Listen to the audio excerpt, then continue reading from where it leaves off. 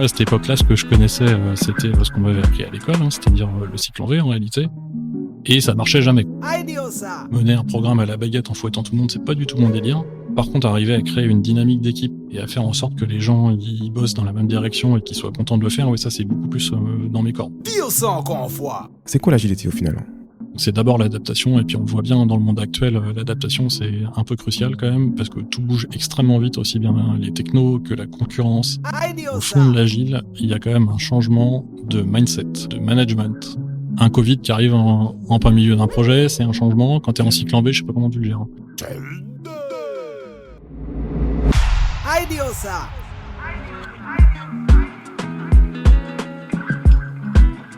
One more time again. Je suis Gérald Joseph Alexandre, digital nomade et grand passionné de tout. Cofondateur de Platypus Agency, agence web spécialisée en e-commerce basée en Martinique, à Paris et en Colombie. Et un podcast qui me ressemble, 99% avis tranché, dans lequel nous aborderons des sujets digitaux, e-commerce, de voyage ou de food. Au travers d'interviews de talk débat, les invités de tous horizons échangeront autour de leur parcours, de leur histoire, partageront leur expérience, donneront leur avis tranché sur les sujets abordés. Se veut ouvert, inspirant, factuel et souhaite donner l'envie à ceux qui l'écouteront eux aussi d'affirmer ce qui les fait vibrer. Ou pas. Bonjour à tous et bienvenue dans un nouvel épisode d'Idiosa. Cet épisode a été enregistré il y a déjà quasiment 1 an et demi et j'avais à cœur de vous partager mon expérience et celle de mon invité.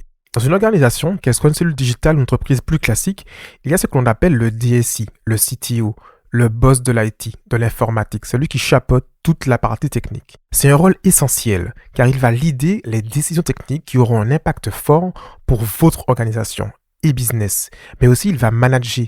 Manager en soi, c'est déjà quelque chose qui est particulier, mais manager des développeurs, c'est encore une autre paire de manches. Quel est son rôle dans une organisation? À quoi il sert? Comment le management peut avoir un impact sur la productivité des équipes? Dans notre carrière, en tout cas quand cela se passe bien, nous sommes amenés à rencontrer des personnes de grande valeur, des personnes qui ne nous laisseront pas indifférentes, qui nous marquent, des personnes qui vont vous apprendre des choses, qui même après avoir quitté une expérience, on va appeler pour avoir des conseils. Mon invité du jour est ce genre de personne pour moi. Un mentor, un ami, quelqu'un qui m'inspire, qui me conseille, qui m'a appris et qui m'apprend encore beaucoup de choses sur le management notamment. Mais ça, nous aurons l'occasion d'y revenir. Olivier Conque a une longue carrière de DSI, coach agile, manager derrière lui. Il a été entre autres DSI du Rue du Commerce, de 24S du groupe LVMH ou de Cotatis du groupe ADO. Aujourd'hui, Olivier est à la tête de plusieurs entreprises dont Action Agile, pour laquelle il aura l'occasion de nous en dire un petit peu plus tout à l'heure. Et est également consultant en tant que manager de transition chez Allianz, vous savez, les assurances. Vous l'avez compris, c'est assez difficile de résumer sa carrière et tout ce qu'il peut faire. Mais nous tenterons d'abord de vous expliquer ce qu'est le métier de DSI, comment l'agilité peut être introduite dans une DSI et dans des projets. Nous allons aborder une facette du métier qu'il a appris il y a déjà quelques temps déjà. Qu'est-ce que l'on appelle le DSI de transition? Le management de transition, à quel moment il intervient? Quel est son apport? Olivier, bonjour. Comment vas-tu ce matin? Bonjour Gérald. Tout va très bien. C'est un plaisir partagé d'être avec toi aujourd'hui. On se connaît effectivement depuis longtemps.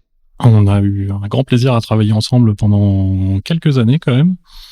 Et je suis très content d'être là. Super, merci beaucoup Olivier. Olivier, dis-moi, est-ce que tu peux commencer par te présenter et puis très succinctement expliquer ce que c'est le rôle d'un DSI?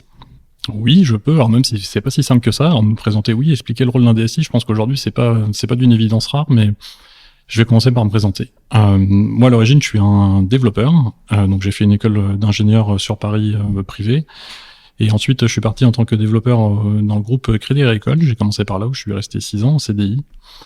Et puis j'ai évolué dans différents postes, notamment sur de la gestion de projet. Et après j'en suis parti parce que technologiquement c'était une banque quoi. C'est-à-dire que ça évolue pas à la vitesse où moi j'aime bien que les choses évoluent. J'aime bien les nouvelles technologies. J'aime bien être sur ce qui est dans l'air du temps. Et dans une banque c'est pas facile d'évoluer à cette vitesse-là. T'as fait du COBOL? J'ai pas fait de COBOL. J'ai eu la chance de commencer en technologie Microsoft, donc sur du .NET en l'occurrence, au tout début de .NET. Et c'était quand même plutôt sympa parce que c'était du développement orienté objet, donc c'était quand même plutôt moderne. Et à cette époque-là, je ne voyais que par Microsoft. Pour moi, tous les autres, c'était des arriérés. Mais la vérité, c'est que je suis pas très bon en Linux et que du coup, je préférais être chez MS. Et après cette expérience en banque où malgré tout j'ai quand même appris pas mal, je suis parti dans différents petits éditeurs logiciels chez qui j'ai fait de la chefferie de projet et de l'architecture. J'y suis pas resté forcément très longtemps, soit parce que c'était des startups et que les actionnaires avaient changé et que du coup soit les boîtes fermaient, soit ils faisaient venir des gens qui venaient de leurs actionnaires en fait. Et enfin bref, tout ça bougeait beaucoup. Et puis à un moment j'ai eu une opportunité de partir chez Chapitre.com en tant que alors c'était responsable des études informatiques, mon poste quand je suis arrivé chez eux, parce que leur DSI était en train de partir. Et quand le DSI est parti, à ce moment-là, je me suis dit il y a une carte à jouer, et donc j'ai demandé au PDG de Chapitre.com de me donner un poste de direction en fait, et donc de nommer mon poste directeur informatique. Donc t'as saisi l'opportunité. J'ai un peu forcé l'opportunité, hein, honnêtement. Et il faut savoir que Chapitre à cette époque-là c'était une toute petite entreprise, mais qui venait d'être achetée par le groupe Bertelsmann, qui contient notamment France Loisirs, qui a fermé récemment d'ailleurs. Feu France Loisirs, exactement. Mais ça m'a effectivement donné l'opportunité d'avoir ce titre de direction sur mon CV, et ça peut paraître bête, mais en fait c'est vachement important, parce que quand derrière on se revend sur le marché, quand on arrive avec un poste de directeur, on se revend pas de la même manière que quand on arrive avec un poste de responsable, et c'est pour ça que je voulais absolument avoir ce titre, presque quelles que soient les conditions, mais en tout cas c'est comme ça que ça s'est fait. Et donc c'était une petite boîte, un Chapitre, on était une quinzaine de personnes. Sauf qu'il s'est passé un truc là-bas qui a pas mal changé ma carrière quand même. C'est que à côté de France Loisirs, il y avait un projet qui avait été lancé, qui était de faire un espèce de Facebook pour les personnes âgées. C'était en quelle année ça ? C'était, j'en sais rien. Je dirais que c'était dans les années 2010, peut-être un petit peu avant. Et la personne qui a lancé ça, qui s'appelle Adrien Terry, c'est un coach agile, et ce mec-là a lancé ça en extreme programming, et ils ont sorti assez vite, c'est-à-dire sur un horizon à 6 mois, 1 an, un site qui fonctionnait, qui était entièrement automatisé, c'est-à-dire qu'eux ils appuyaient sur un bouton quand ils faisaient leur mise en prod, le truc partait en prod, et les mecs pendant ce temps-là ils étaient en train de boire des verres, parce qu'en fait ils savaient que ça tournerait. Alors nous chez Chapitre c'était pas la même ambiance, parce que moi à cette époque-là ce que je connaissais c'était ce qu'on m'avait appris à l'école, c'est-à-dire le cycle en V en réalité, et ça marchait jamais quoi. C'est-à-dire qu'on avait plein de problèmes techniques, à chaque fois qu'on faisait une mise en prod c'était des nuits à y passer parce que ça marchait pas bien. En plus il y avait une dette technique importante sur le SI en question, et quand j'ai vu ces mecs-là bosser de cette manière-là à côté, je me suis dit là, il y a un truc, parce que moi, je trouve que la manière dont on travaille, c'est ce que j'ai appris, mais ça fonctionne pas en vrai. Et j'aimerais bien faire comme eux, en fait. C'est ça que je me suis dit. Donc, je me suis rapproché de ce gars-là. Et puis, il m'a, très gentiment d'ailleurs, il m'a montré comment ça marche, l'agilité. Il m'a expliqué Scrum, il m'a expliqué l'extreme programming. Il m'a fait voir comment ça marchait dans son équipe. Ça, c'était la première fois que du coup, tu as découvert un petit peu l'agilité. Ouais, c'est la toute première fois que j'ai découvert ça. Et d'ailleurs, en y réfléchissant, c'était donc en 2006 en fait. Ah ouais, ça fait un moment déjà. Ouais, ça fait un moment, mais ça a complètement changé ma vision de la manière de travailler, parce que ces 2 jours-là où je me suis dit le cycle en V, c'est vraiment pas la bonne idée, et il faut faire autre chose. Mais c'est pour 2 raisons. C'est déjà d'une part parce que ça marche mieux, mais c'est aussi parce que les gens dans son équipe ils étaient heureux. Et les gens dans mon équipe ils l'étaient pas. Et moi c'est surtout, et moi non plus d'ailleurs. Et c'est ça qui m'a vraiment marqué, et c'est ça qui a fait ce tournant. Et comme ça m'a beaucoup plu, quand je suis reparti de chez Chapitre.com, j'ai cherché une mission, un job en l'occurrence, parce que j'étais en CDI à cette époque-là. J'ai cherché quelque chose qui soit absolument en agile, je voulais pas autre chose. Et j'ai rencontré quelqu'un chez Mediapost, qui appartenait au groupe La Poste, qui souhaitait faire une transformation agile de sa DSI, qui était pas très grosse, ça faisait une 30aine de personnes. Et du coup, il m'a confié ce job-là. Et ça m'a permis de prendre pour le coup l'agilité par un autre bout, qui là devenait concret, parce que ça m'a permis de le mettre en place vraiment dans des équipes qui le faisaient pas encore, et de voir réellement ce que ça donnait. Et là j'ai pu constater ce que ça faisait vraiment, à savoir qu'on a lancé, il y avait des projets qui étaient en cours chez Mediapost bien sûr, mais on a lancé aussi de nouveaux projets, notamment un projet de digitalisation chez eux, qu'on a fait en full Scrum. Et c'était, je pense, la première fois de ma carrière que j'avais un projet qui respectait et le budget et le délai. Alors après, il y a des contreparties, je pense qu'on en parlera plus tard, mais en attendant, c'était la première fois que je voyais ça, et les équipes étaient contentes, quoi. Et au final, la direction était contente aussi. Ce qui fait qu'on a fini avec tout le monde qui était bien content de ce qu'on avait fait. Et ça a fini d'asséner le coup sur le cycle en V. Et donc en ressortant de Mediapost, pour moi, il y avait plus que ça à faire. Et comment, quand tu es arrivé donc, chez Mediapost, tu t'es formé avant pour pouvoir la mettre en place? Alors je me suis formé en lisant ce qui existait sur Internet à cette époque-là, mais le plus gros de ma formation, ça a quand même été ce que j'ai vu chez Chapitre.com. D'accord. Donc c'est l'expérience en fait. Ouais, c'est l'expérience. Et pendant quelques mois avant que je parte, on avait commencé à mettre en place Scrum dans les équipes de Chapitre. Donc ça m'avait permis de voir quand même comment ça fonctionnait au quotidien, sachant que comme c'était quelque chose qui m'intéressait et puis que j'étais conscient aussi que j'avais pas beaucoup d'expérience sur le sujet, je me suis fait certifier. Alors la certification c'est bien, c'est théorique. Ça donne pas l'expérience, ça donne pas la réalité du terrain, mais ça du coup c'est Mediapost qui me l'a apporté. Ok. Et ça c'est une notion fondamentale mine de rien parce que dans l'agilité on pense souvent que c'est bien d'avoir plein de certifications, mais en réalité c'est ce qui se passe sur le terrain qui nous permet de...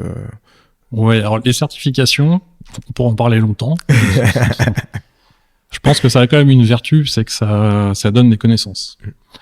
Après, j'ai passé plusieurs certifications de la Scrum Alliance qui sont équivalentes à celles qui sont chez Scrum.org.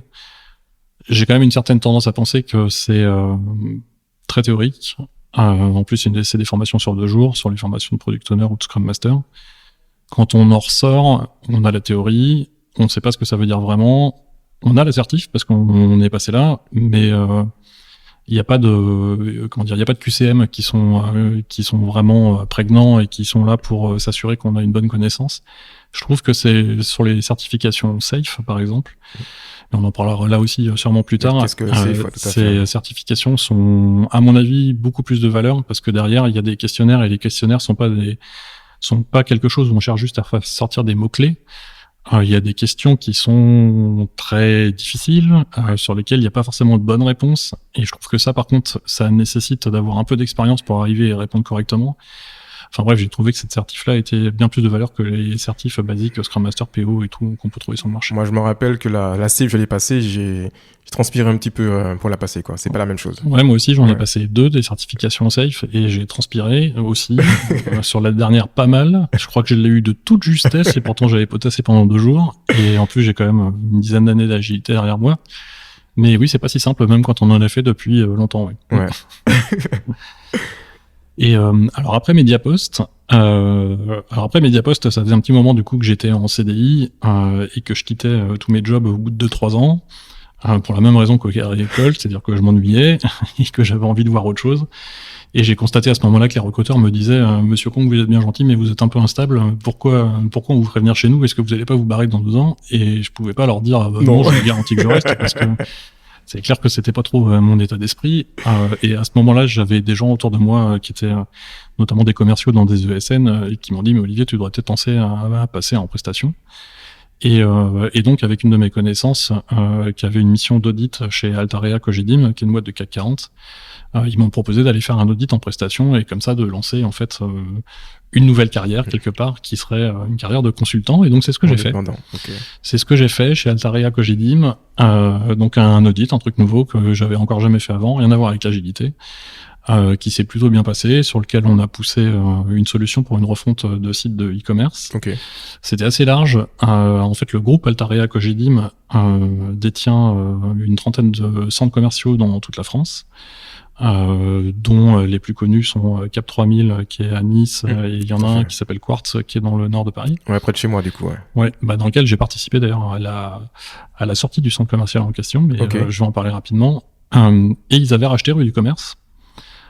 Juste avant que j'arrive chez eux, et justement ça va rejoindre le rôle de DSI parce qu'ils ont racheté du commerce en se disant on a 30 centres commerciaux, ce qu'on aimerait bien faire c'est 30 sites de e-commerce avec une marketplace dessus, et rue du commerce ça sait faire de la marketplace, ça sait faire du e-commerce, donc on va les racheter puis c'est eux qui vont nous industrialiser tout ça. Alors ok, très bien. Ambitieux. Alors déjà d'une part c'est ambitieux, mais surtout la réalité c'est que chez Altarea il y avait quasiment pas de DSI en fait. Parce que leur métier c'est du bâtiment en réalité. Il y a une informatique bien sûr mais qui est pas très importante, et quand ils ont découvert le monde de l'e-commerce ils se sont dit oulala, on arrive dans un truc qu'on connaît pas du tout, il faut absolument qu'on fasse venir quelqu'un. Donc ils ont fait venir un DSI groupe qui est devenu un ami d'ailleurs depuis, Et c'est DSI Group, la première chose qu'il a fait, c'est qu'il a été ouvrir le capot de rue du commerce. Il s'est rendu compte que ça pouvait pas du tout adresser ce que voulait faire Altaria Cogedim, d'où la demande d'audit. Ok. L'objectif étant de déterminer quelle était la plateforme technologique qu'il fallait utiliser pour faire ce que voulait faire Altaria. Donc on a poussé une plateforme.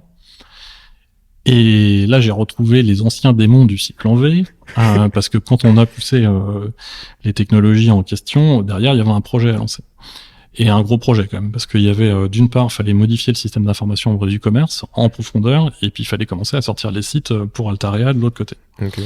Donc évidemment, moi, la première réaction, ça a été de proposer de le faire en agile. Réponse de la direction à cette époque-là, hors de question. De Ruduco. Oui, enfin du groupe en fait. Hein. Okay. Pas uniquement de Ruduco, parce que Ruduco appartenait au groupe et c'est le DSI Group qui a pris cette décision.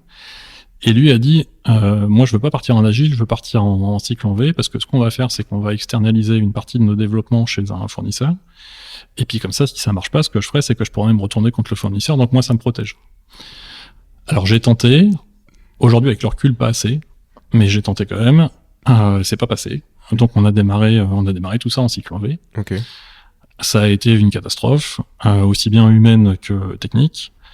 Je crois qu'au final, la boîte y a passé plusieurs millions. Et quand je dis plusieurs millions, on est largement au-dessus des 10 millions.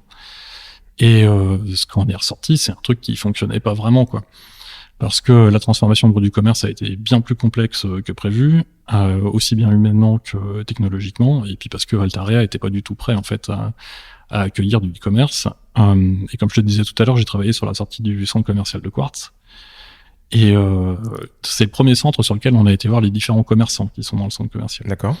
Et on leur a dit, bah écoutez, on veut vous faire rentrer dans la marketplace. Ce qu'on aimerait bien, c'est que vous soyez les vendeurs en fait de la marketplace qui sera sur le site de e-commerce. Ok, donc c'était pour retrouver donc, tous les magasins de Quartz pourraient vendre sur le site de e-commerce, donc du centre commercial. Ouais, c'est ça. Donc l'argument étant de dire, ça vous fait un double canal de vente. Vous avez le magasin dans le centre commercial et puis vous avez aussi un site de e-commerce sur lequel on pourra vendre vos produits. D'accord. Sauf que la très grande majorité des commerçants nous a répondu hors de question. On veut pas vous donner nos niveaux de stock. On veut pas faire apparaître les produits chez vous parce que soit on est rattaché à une enseigne et l'enseigne a déjà un site. Et en fait, au final, ça a été un échec. Les mecs ont pas voulu rentrer dans la marketplace. Donc après, on a essayé de passer par d'autres prestataires qui faisaient ça de manière un peu plus générale. C'est des gens qui agrègent plusieurs vendeurs en fait. Mais ça a pas marché non plus. Et donc au final, Altaria a abandonné cette idée de marketplace. Et vous avez sûrement pu le lire dans la presse, mais ils ont vendu rue du commerce à la fin, avec énormément de pertes. Et c'est pour ça que je dis que le projet a été plutôt un échec. Alors pour moi, ça a été le deuxième tournant dans ma carrière professionnelle. Alors celui-là, il était moins sympa que le premier, parce que j'ai fait un burn-out chez Ruduco. Et ça, dans mon esprit en tout cas, déjà d'une part, ça a fini d'asséner le fait que le cycle en V, vraiment, c'était une cata. Et ça m'a aussi permis de comprendre qu'on ne peut pas tout contrôler, parce que c'est ce que j'ai essayé de faire chez Ruduco, mais ça n'a pas marché. Et je me suis aussi rendu compte que, en vérité, pour que ça fonctionne bien, ce qu'il faut, c'est pas un super gros chef de projet. Ce qu'il faut, c'est un bon manager. C'est quelqu'un qui est capable de gérer ses équipes, parce que c'est les équipes qui font, et c'est pas les dirigeants. Et alors ça, on le dit un peu partout dans les méthodes agiles, mais en tout cas, c'est cette expérience chez du commerce qui, moi, me le fait comprendre. Et puis, à côté de ça, j'ai pris un certain nombre de décisions dans ma vie aussi, parce que quand je suis sorti de chez du commerce, ma vie perso, c'était une cata. J'avais divorcé. Je suis ressorti de là en me disant, c'est un échec monumental dans mon expérience professionnelle. Enfin, bref, une cata, quoi. Tout ça a été en même temps, en fait, au final, en plus. Mais tout ça est lié, en fait. Ouais, c'est-à-dire que rue du commerce, ça a pas très bien fonctionné, même si sur la deuxième partie de mission, parce qu'au début j'étais directeur de programme sur le programme de transformation, et puis après le DSI est parti, donc j'ai remplacé le DSI. Sur cette deuxième partie de DSI de transition, ça par contre ça a plutôt bien marché. Et d'ailleurs chez rue du commerce, tout le monde m'a dit que j'étais bien meilleur sur cette partie de DSI que sur cette partie de direction de programme. Okay. Et je pense qu'il y a une bonne raison à ça, c'est que je suis une personne très empathique, et du coup mener un programme à la baguette en fouettant tout le monde, c'est pas du tout mon délire.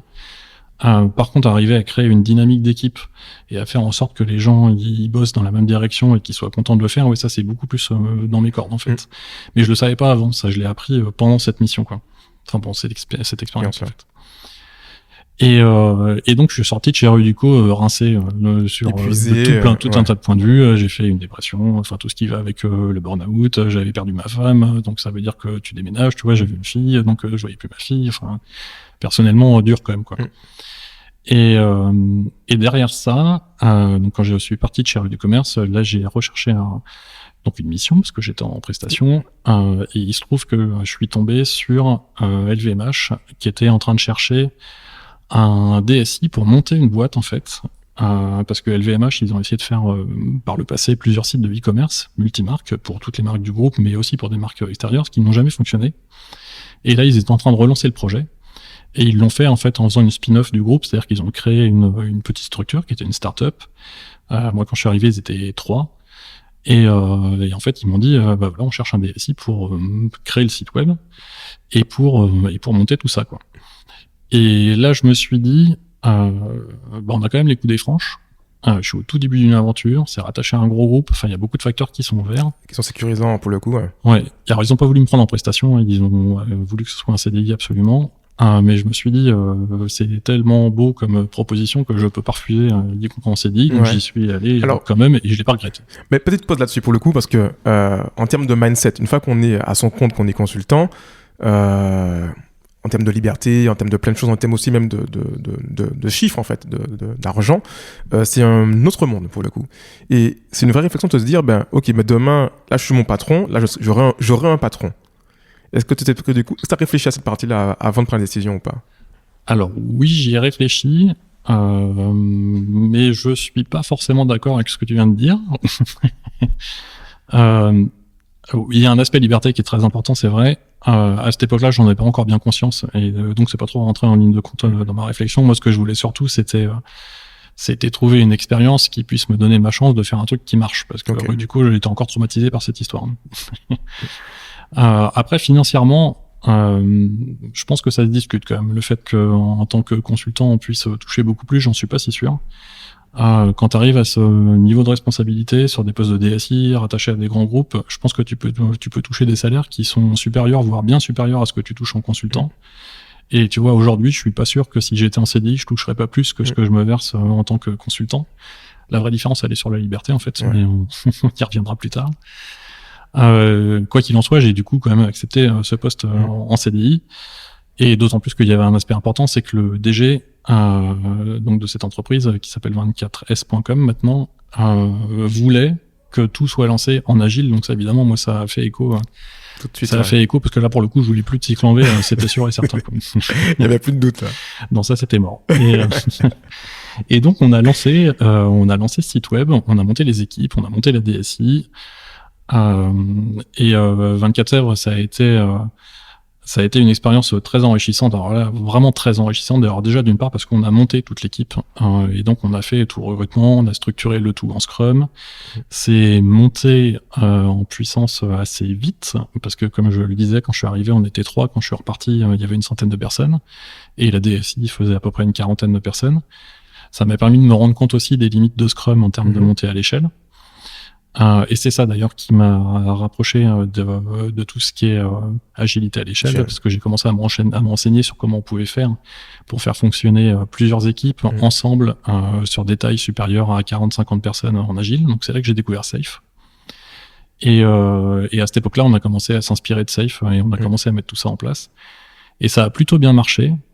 Il y a un deuxième aspect qui est très important, c'est que l'équipe qu'on a montée, elle a changé de dimension au milieu du projet, grâce à des gens en particulier, qui ont insufflé une dynamique dans toute cette équipe, à laquelle j'ai complètement souscrit. Et à partir du moment où ça a été fait, ça a pris réellement une autre envergure, parce que l'équipe fonctionnant très bien, les gens étaient impliqués. Et ce projet a super bien marché. Moi, quand j'en suis ressorti, le site était sorti à peu près dans les délais, à peu près dans les budgets aussi d'ailleurs. En revanche, il n'avait rien à voir avec ce qui était prévu au début, mais alors absolument rien. Et on a eu énormément de surprises pendant le projet, mais je trouve que c'est normal. Et puis c'est ça qui montre aussi que le projet il vit. Je pense qu'un projet qui a pas de surprise, qui a pas de concurrent, machin, faut se poser des questions, quoi. Et justement, sans l'agilité, tous ces changements auraient été beaucoup plus difficiles à gérer pour le coup. Ah bah oui, si je reviens sur mon expérience chez Rue du Commerce, on a eu beaucoup de surprises aussi, et pas que des bonnes bien sûr. Sauf que gérer les mauvaises surprises quand on est en cycle en V, ça se fait en général à la baguette. Et on pourra revenir sur le triangle de fer de la gestion de projet, parce que ça c'est au centre de tous ces sujets-là. Mais Mais c'est vraiment ça, et enfin, ce fameux triangle de fer, c'est un triangle qui est composé entre le périmètre, le budget et les délais. Quand on est en cycle en V, tout est fixe, donc on peut plus rien bouger. Dès que tu as une surprise, et ben ce qui se passe, c'est que tu as la pression sur ces trois axes-là, et ce qu'en pâtissent, c'est en général l'équipe et la qualité de ce que tu sors. Alors que chez LVMH, comme on était en agile, le scope il a varié, ce qui nous a permis de tenir délai et budget, parce qu'il y avait une acceptation de la direction générale pour que le scope change.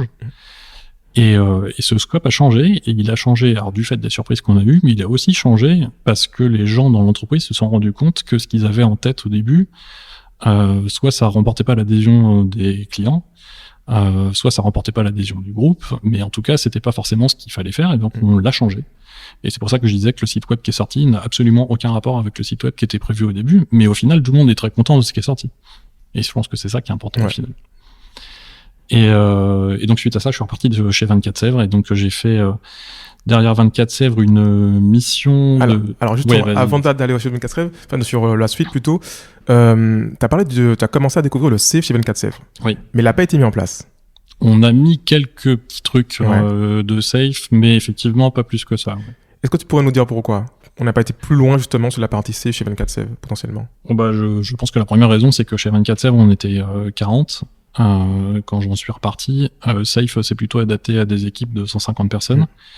Par contre, on s'est rendu compte à partir de 30-40 personnes qu'on commençait à avoir de sérieuses problématiques de coordination entre les différentes équipes.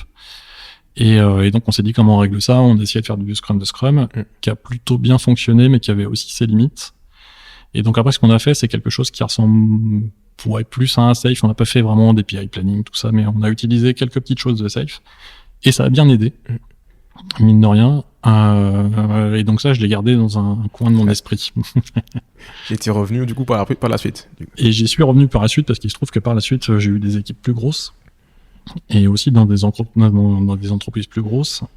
Et donc ça m'a amené à revenir sur Safe, à le mettre en place dans certains cas, quoi. Oui, effectivement. Ok. Mais c'est essentiellement pour ça. Et donc derrière LVMH, je suis parti dans le groupe ADO, effectivement, donc dans une entreprise qui s'appelle Cotatis, qui est aussi une PME, qui travaille, qui fait de la prestation de travaux d'artisans en fait pour les travaux chez tout le monde, là, qui a été rattaché à Leroy Merlin, et qui avait une problématique de transformation digitale, et leur DSI qui venait de partir, donc ils cherchaient quelqu'un en transition. Donc une mission qui s'est très bien passée aussi, sur laquelle d'ailleurs une partie des équipes que j'avais chez LVMH en prestation ont suivi et sont revenus le coup classique chez Cotatis, oui, surtout chez des prestataires, quoi. Et oui, ça a très bien marché chez Cotatis.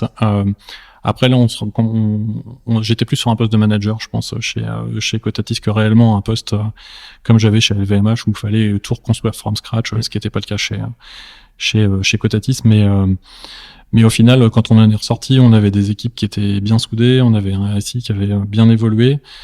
Ils étaient en train de se rattacher à Leroy Merlin, et ça aussi, ça a plutôt bien marché, parce qu'il y avait pas mal d'interactions avec le groupe Leroy Merlin.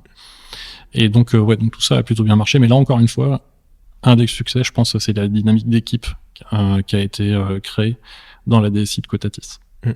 Ça fait déjà 2 fois que tu en parles, la dynamique d'équipe, oui. Que tu parles aussi du fait d'une transition entre DSI pur et puis le management déjà aussi. Oui. Ouais. Et du fait de créer vraiment un mouvement, on va dire, avec les équipes. Quelle est pour toi finalement la différence ou l'apport que peut avoir finalement un bon manager sur cette équipe par rapport à un DSI type classique? La réponse à ça, elle est hyper vaste.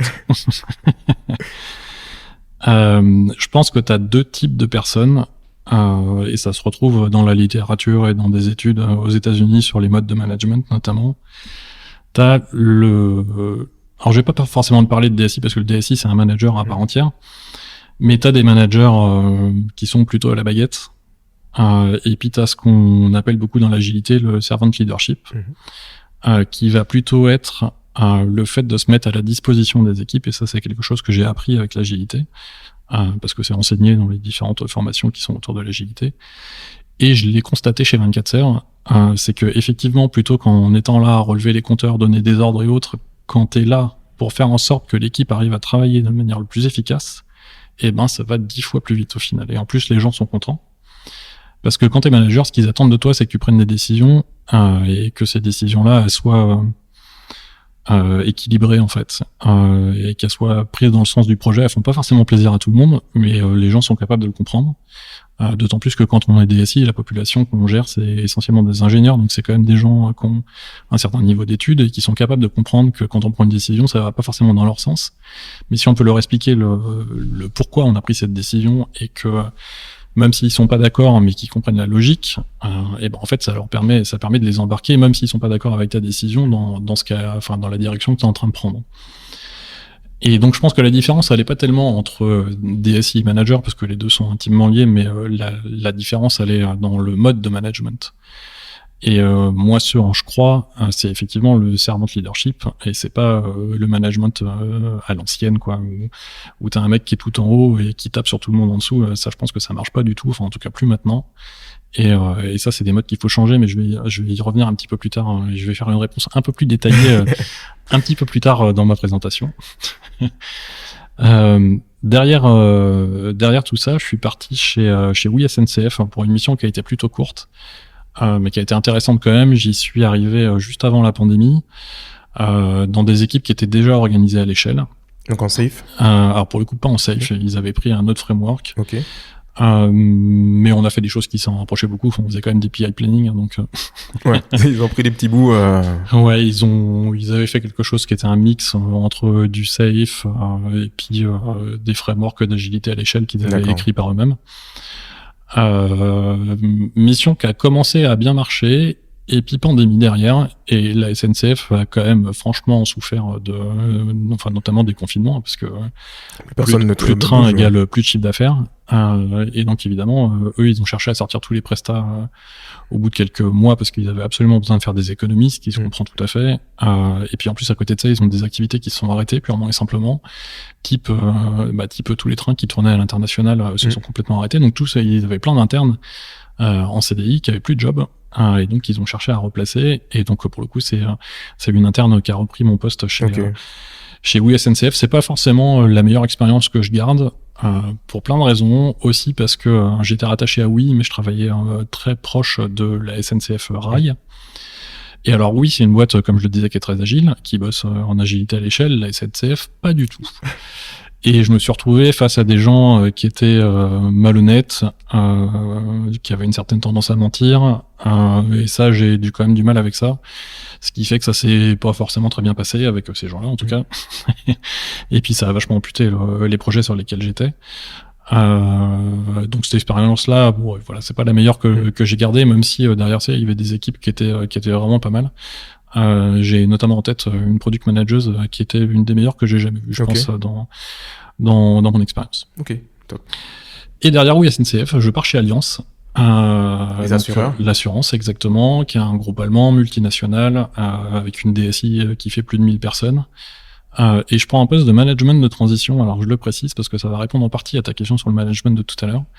Parce que pour le coup, pas un poste de DSI. Alors c'est dans une DSI, mais ça reste un poste de management. Et chez Allianz, je vais pas rentrer dans le détail de l'organisation parce qu'elle est particulièrement complexe, mais ils ont une organisation matricielle sur laquelle tu as d'un côté toutes les équipes qui sont organisées en squad, et tous les gens qui composent les squads sont rattachés à des centres de compétences. C'est en ça que c'est matriciel, et donc tu as un centre de compétences pour toute la gestion de projet, tu as un centre de compétences pour les devs, un centre de compétences pour les tests, et ainsi de suite.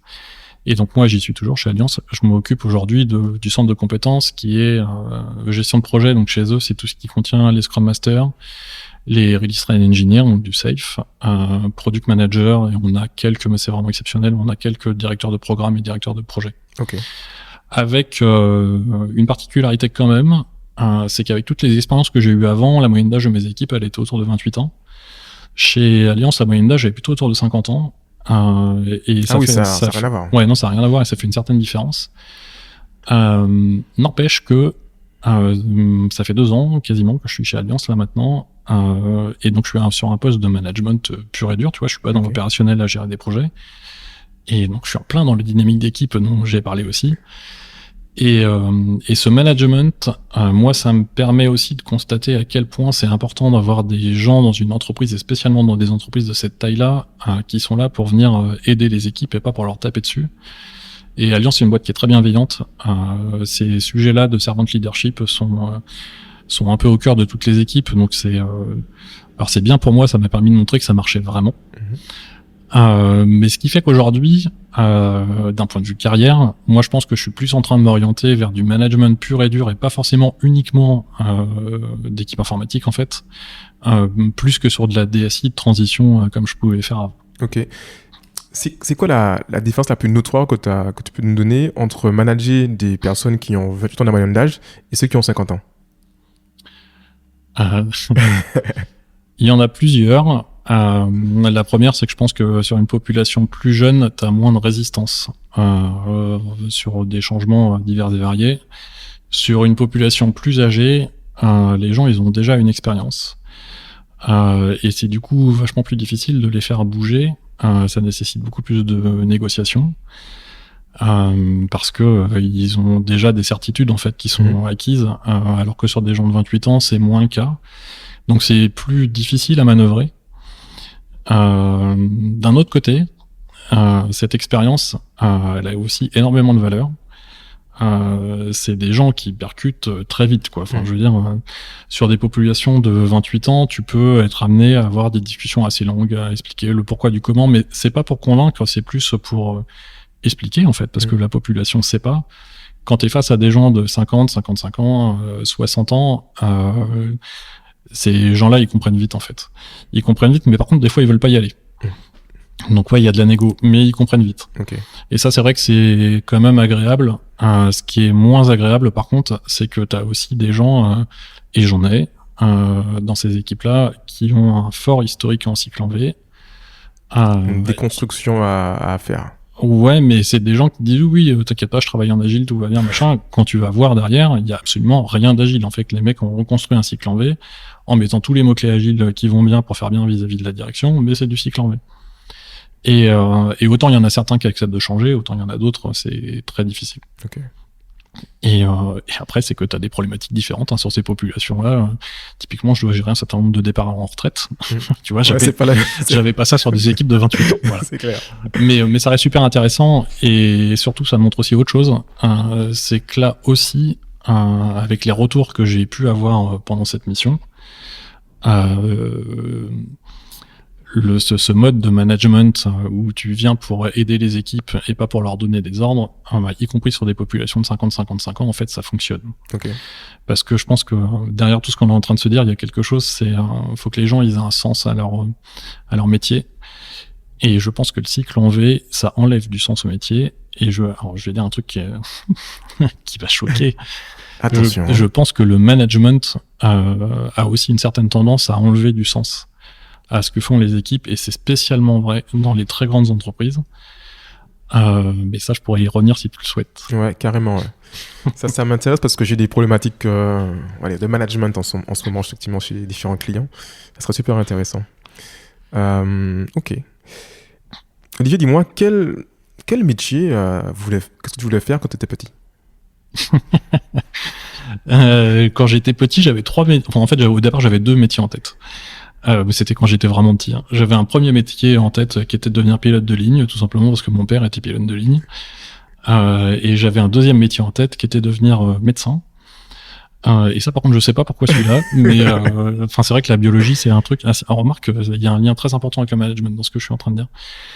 La biologie, c'est un truc qui m'a toujours passionné. Pas pour la biologie en tant que telle, mais c'est parce que l'intelligence d'organisation qu'on trouve dans la nature, que ce soit dans notre corps, dans les forêts, où que ce soit, elle m'interroge et je la trouve extrêmement différente de ce qu'on fait dans les entreprises. Et je vais citer des gens que je suis en ce moment qui parlent sur les entreprises libérées, le management opal, ce genre de choses. Dans le cerveau, il y a des milliards de cellules qui travaillent tout ensemble. Et il n'y a pas une cellule qui dirige toutes les autres. C'est pas comme ça que ça fonctionne. Tout travaille en réseau. Et ça fonctionne très bien. Et j'ai quand même une certaine tendance à me dire qu'une entreprise, pour qu'elle fonctionne bien, elle devrait peut-être s'organiser plus comme ça, comme un corps en fait, en organique, plutôt qu'en pyramidal, comme on adore le faire, spécialement en France d'ailleurs, mais c'est vrai dans le monde entier. Est-ce que c'est quelque chose que tu as commencé justement à formaliser, à poser à l'écrit, à conceptualiser? Non, pas vraiment. Pas vraiment, parce que pendant très longtemps, je me suis dit de toute façon c'est impossible d'arriver à faire une boîte qui soit organisée comme ça, sans chef en fait, parce que c'est un peu ça l'idée. Et aussi parce que je pense qu'on peut pas mettre l'anarchie dans une entreprise. Enfin, tu vois, tu crées une entreprise où il y a aucun chef, je suis pas sûr que ça marche beaucoup mieux qu'une entreprise qui est très pyramidale. Sauf qu'il y a pas longtemps, et grâce à quelqu'un que j'ai rencontré d'ailleurs via ma chaîne YouTube, il m'a fait revenir à la chaîne YouTube. T'inquiète. Il m'a fait découvrir, alors j'ai un doute sur son nom, je crois que c'est quelqu'un qui s'appelle Frédéric Laloux, qui fait des conférences. Et je crois que je connais. Ouais. Ah, écoute, voilà. Et donc j'ai commencé à suivre ces conférences à ce type-là, et alors moi ça m'a donné un éclairage complètement différent sur ce que j'avais en tête. D'une part parce que comme je le disais tout à l'heure, je suis quelqu'un de très empathique, et pendant très longtemps j'ai considéré que c'était une faiblesse. Parce qu'en entreprise, c'est considéré comme une faiblesse très souvent. Et donc c'est quelque chose que j'ai caché pendant longtemps, contre lequel j'ai essayé de me battre, sauf que se battre contre sa propre nature, c'est un peu compliqué. Et lui explique que en fait, effectivement, il faut pas que ce soit une entreprise sans aucun chef et que ce soit anarchique, mais qu'il y a des mécanismes et qu'il y a des entreprises qui ont réussi à le faire, y compris des très grandes entreprises. Il y a des mécanismes où on peut s'organiser sans structure pyramidale. C'est organisé différemment. C'est organisé un peu comme un corps humain, justement. Ça fait le lien avec ce que je disais tout à l'heure, sur lequel il y a des groupes de personnes qui représentent en fait des cellules, et la décision, elle est prise par certaines personnes qui sont réparties dans différents groupes, mais c'est fait avec la connaissance de tout le monde, et c'est pas une grosse tête en haut qui dirige le tout. Et ça, j'avoue que c'est un truc qui m'intéresse énormément en ce moment. Ok. Et du coup, là, tu vas t'y pencher, du coup, d'essayer de réfléchir à qu'est-ce qu'on pourrait faire, et qu'est-ce qu'on pourrait, demain, t'as une future mission, quel impact que tu pourrais avoir sur cette future mission-là, quoi. Oui, alors c'est le tout début de ma réflexion pour l'instant en réalité, mais c'est surtout que ça m'a redonné du sens à ça, et maintenant je me dis oui, en fait c'est possible. Parce que déjà d'une part parce qu'il donne, Frédéric Laloux en question, il donne des exemples sur des entreprises de plus de 10 000 personnes, notamment aux Pays-Bas, qui sont organisées comme ça. Et donc ça peut marcher. Ouais, non, c'est intéressant parce que du coup, notamment aux Pays-Bas, il y a aussi finalement, ça c'est autre chose, la différence de culture, de pays. Oui. Est-ce que ça marcherait en France? C'est pas forcément évident non plus. Non, c'est pas évident, mais il y a des gens en France qui réfléchissent à ça. J'ai vu différentes conférences sur des entreprises qui l'ont essayé. Ça a l'air d'être quand même assez difficile à lancer. Et encore une fois, et comme pour l'agilité, et comme pour beaucoup de sujets, ce qui est souvent difficile, c'est de faire bouger les lignes. Et quand on arrive dans un groupe et qu'on explique à des gens qu'on va essayer de faire une entreprise sans chef organisée différemment, enfin, on est pris comme un gentil hippie qui filme des gens à longueur de journée et qui comprend rien à la vraie vie, quoi. Et tu vois, je travaille, je participe à un groupe de DSI de transition. Il y a une 60aine de DSI de transition dans ce groupe-là. C'est des sujets que j'ai commencé à aborder. Enfin, les gens me regardent comme un hurluberlu, enfin, faut bien le dire, quoi. Maintenant, moi, je suis pas sûr qu'aujourd'hui, on ait un niveau de maturité suffisant pour y aller.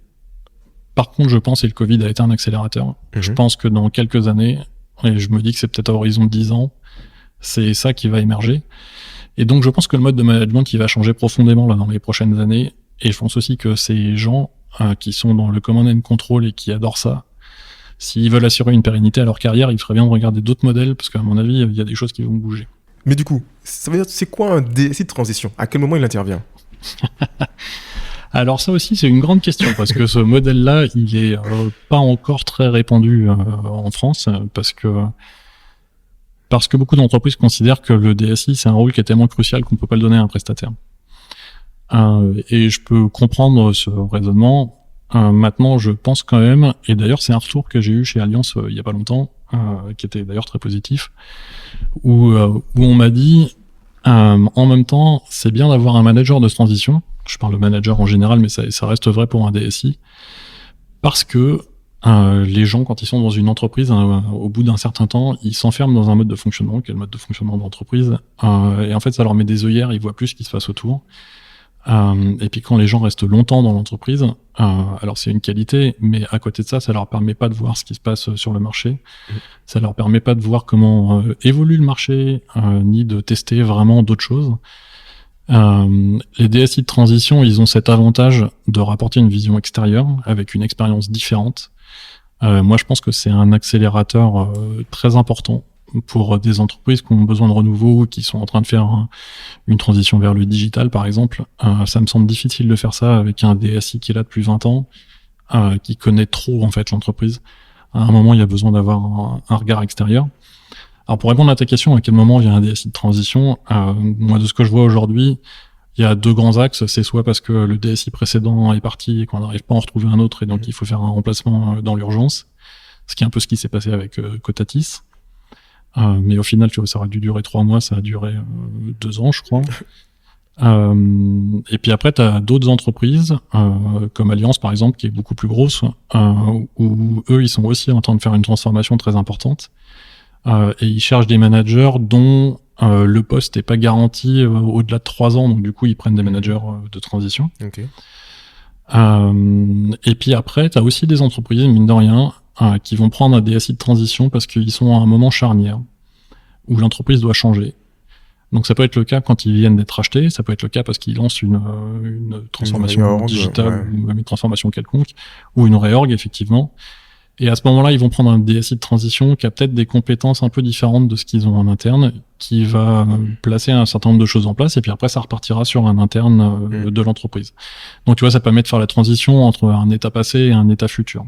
Et du coup, dans les transitions, en fait, il y a plusieurs niveaux. Il y a transition entre peut-être juste 2 personnes parce qu'on n'a pas trouvé un remplaçant pour un nouveau DSI, oui. Mais aussi transition dans une ancienne organisation et une transformation en cours futur pour quelque chose d'autre, en fait. Oui, c'est ça. Ok. En tout cas, c'est ce que je vois aujourd'hui. Ok. Mais pour revenir sur ce que je disais, oui, c'est pas un modèle qui est encore très très connu en France. Et c'est intéressant ce que tu as dit tout à l'heure par rapport au fait d'apporter quelque chose de nouveau. Et en fait, ça peut permettre de tester en fait finalement des choses. Alors oui, ça permet de tester des choses, mais plus que parce qu'à la rigueur, tester des choses, tu peux le faire dans ton entreprise. Mais tu vois, je vais reprendre un exemple de transformation agile.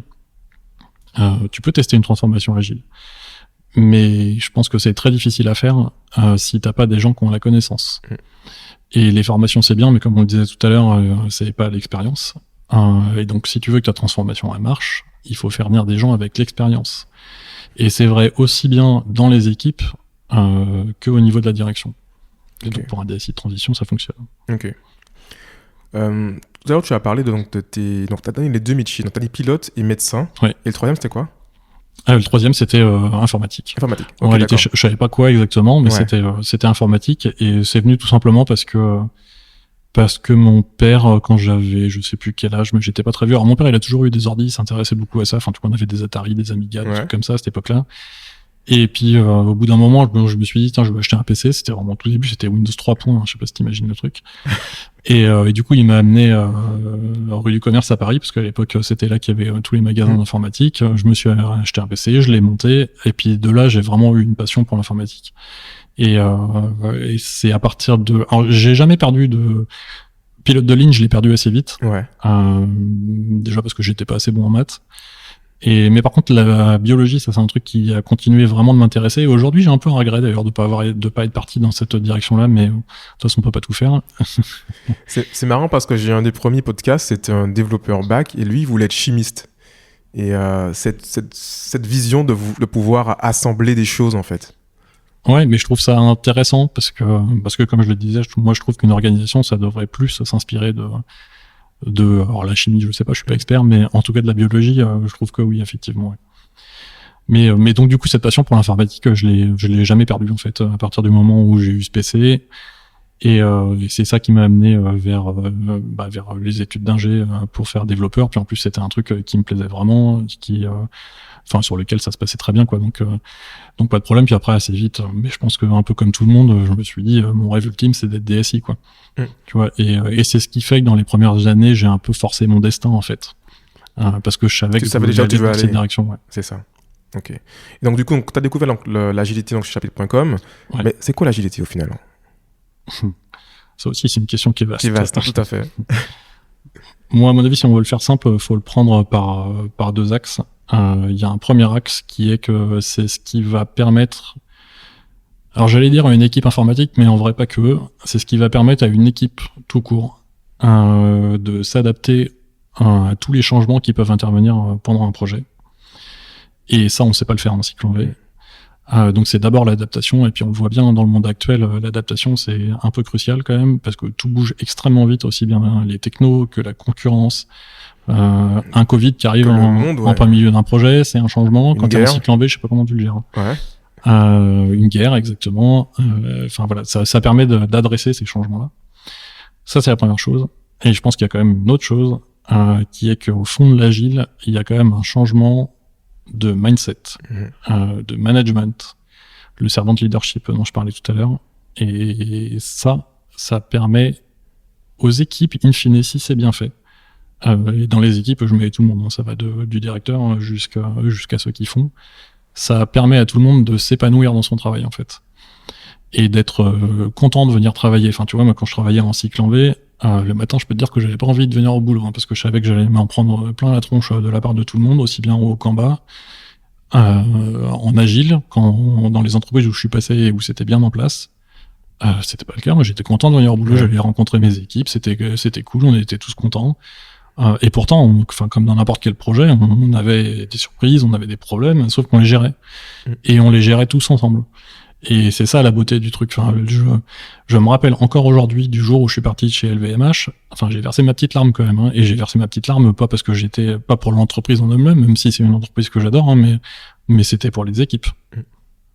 C'est vrai que, donc moi j'ai participé aussi à ce projet-là, et on a déjà parlé avec d'autres personnes, notamment Paul Martinez qui était venu dans le podcast. On a vécu quelque chose qui est unique en fait en soi. On en parle souvent pour le coup. Ouais.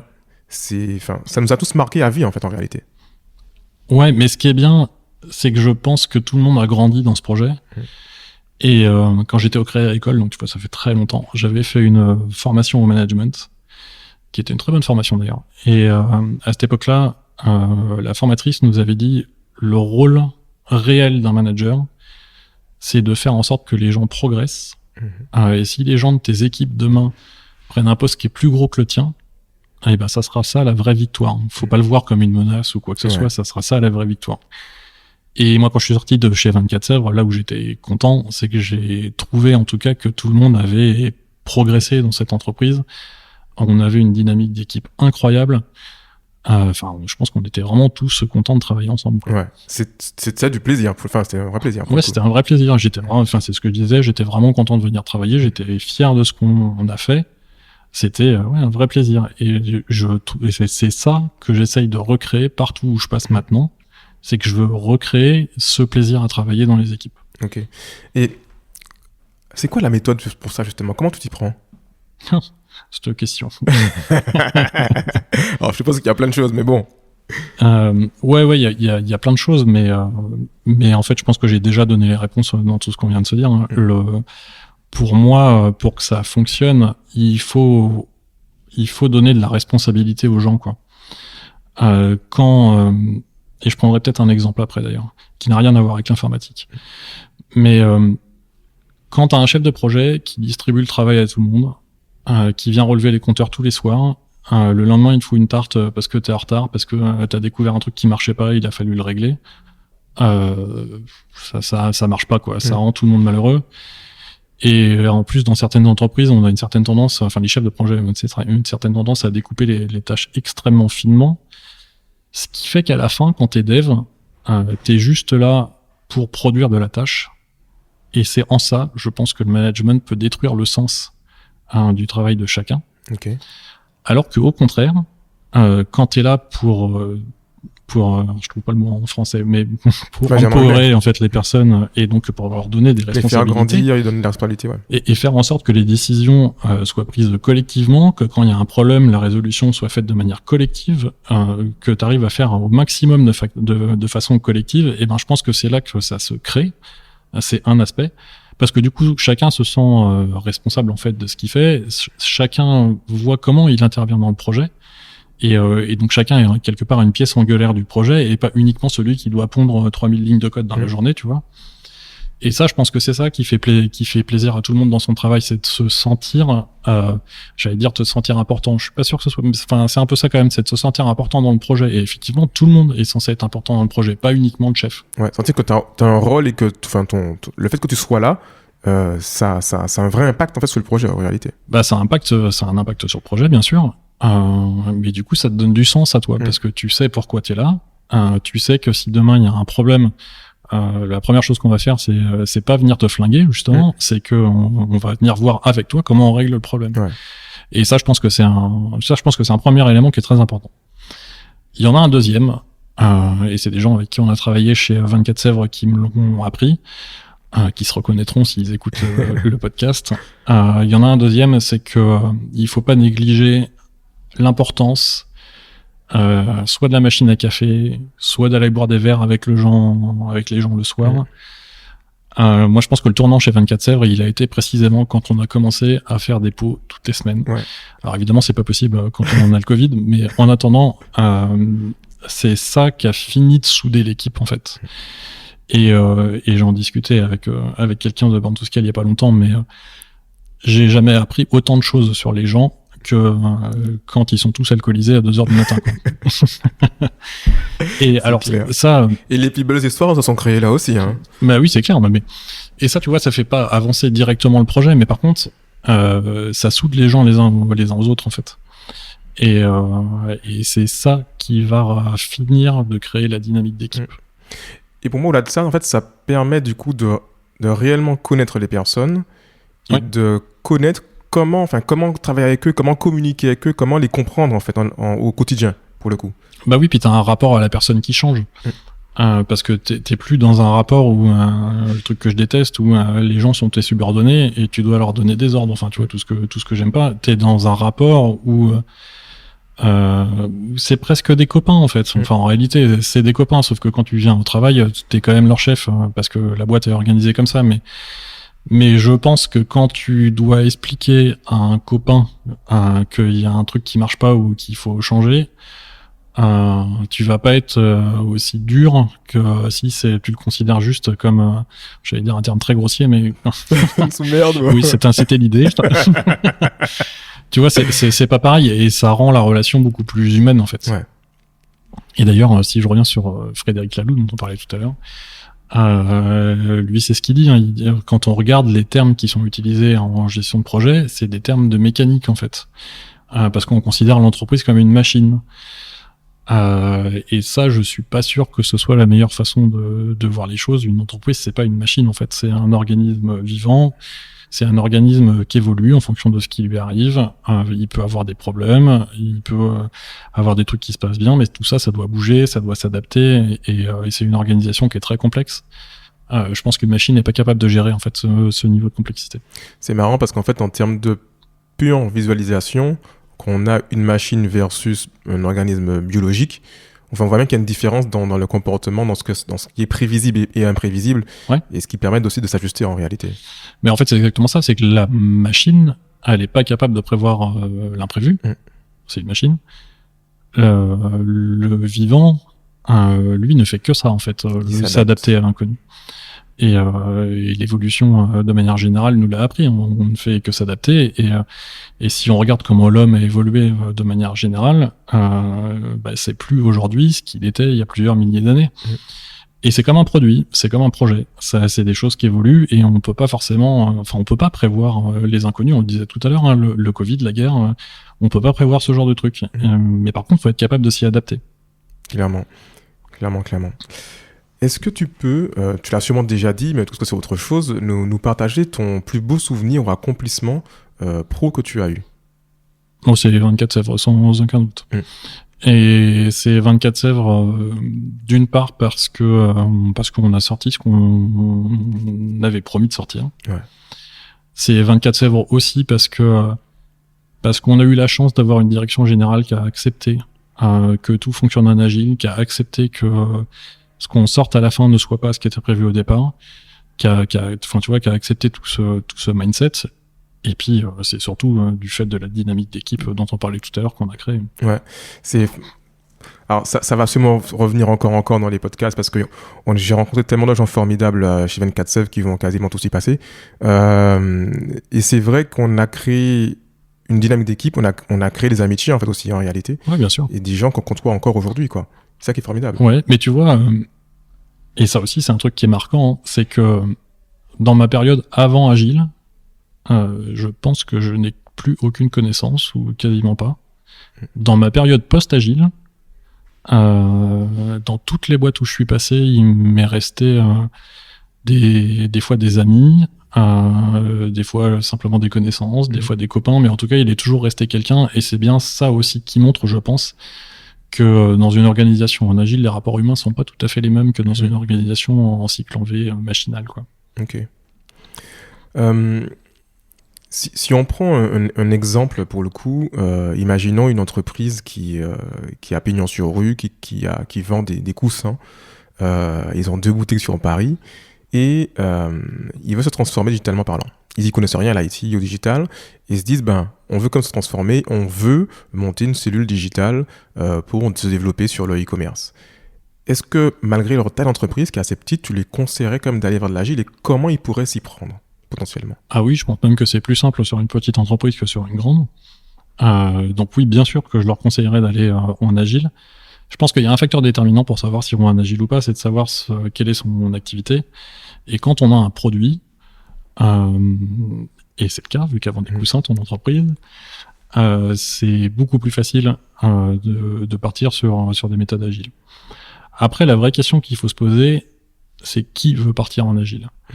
Parce que bien souvent, ce qui se passe, c'est que c'est les équipes qui veulent aller en agile, soit par effet de mode, soit parce qu'ils y croient vraiment, qui poussent le DSI à y aller aussi. Et bien souvent, ça s'arrête là. Et alors ça, par contre, au bout d'un moment, ça fonctionnera pas. Donc, si cette boîte qui vend des coussins veut partir en agile, je pense que déjà, oui, elle a raison de le faire. Par contre, va falloir s'assurer que les dirigeants soient alignés sur cette direction. Sinon, il y a un moment où ça va coincer. Et ça veut pas dire que ça pourra pas fonctionner, mais en tout cas pas complètement, je pense. Et d'ailleurs, tu vois, c'est un peu ce qu'on se disait sur mes expériences. Hein. Partout, là où je suis passé, je pense qu'il y a que 2 entreprises dont les dirigeants avaient réellement une culture agile. C'était 24S et c'était Cotatis. Et au final, ça a bien marché. Chez les autres, il y a un plafond de verre, quoi. Et au-dessus, les mecs, ils comprennent plus rien à l'agilité et puis ça les intéresse pas. Ok.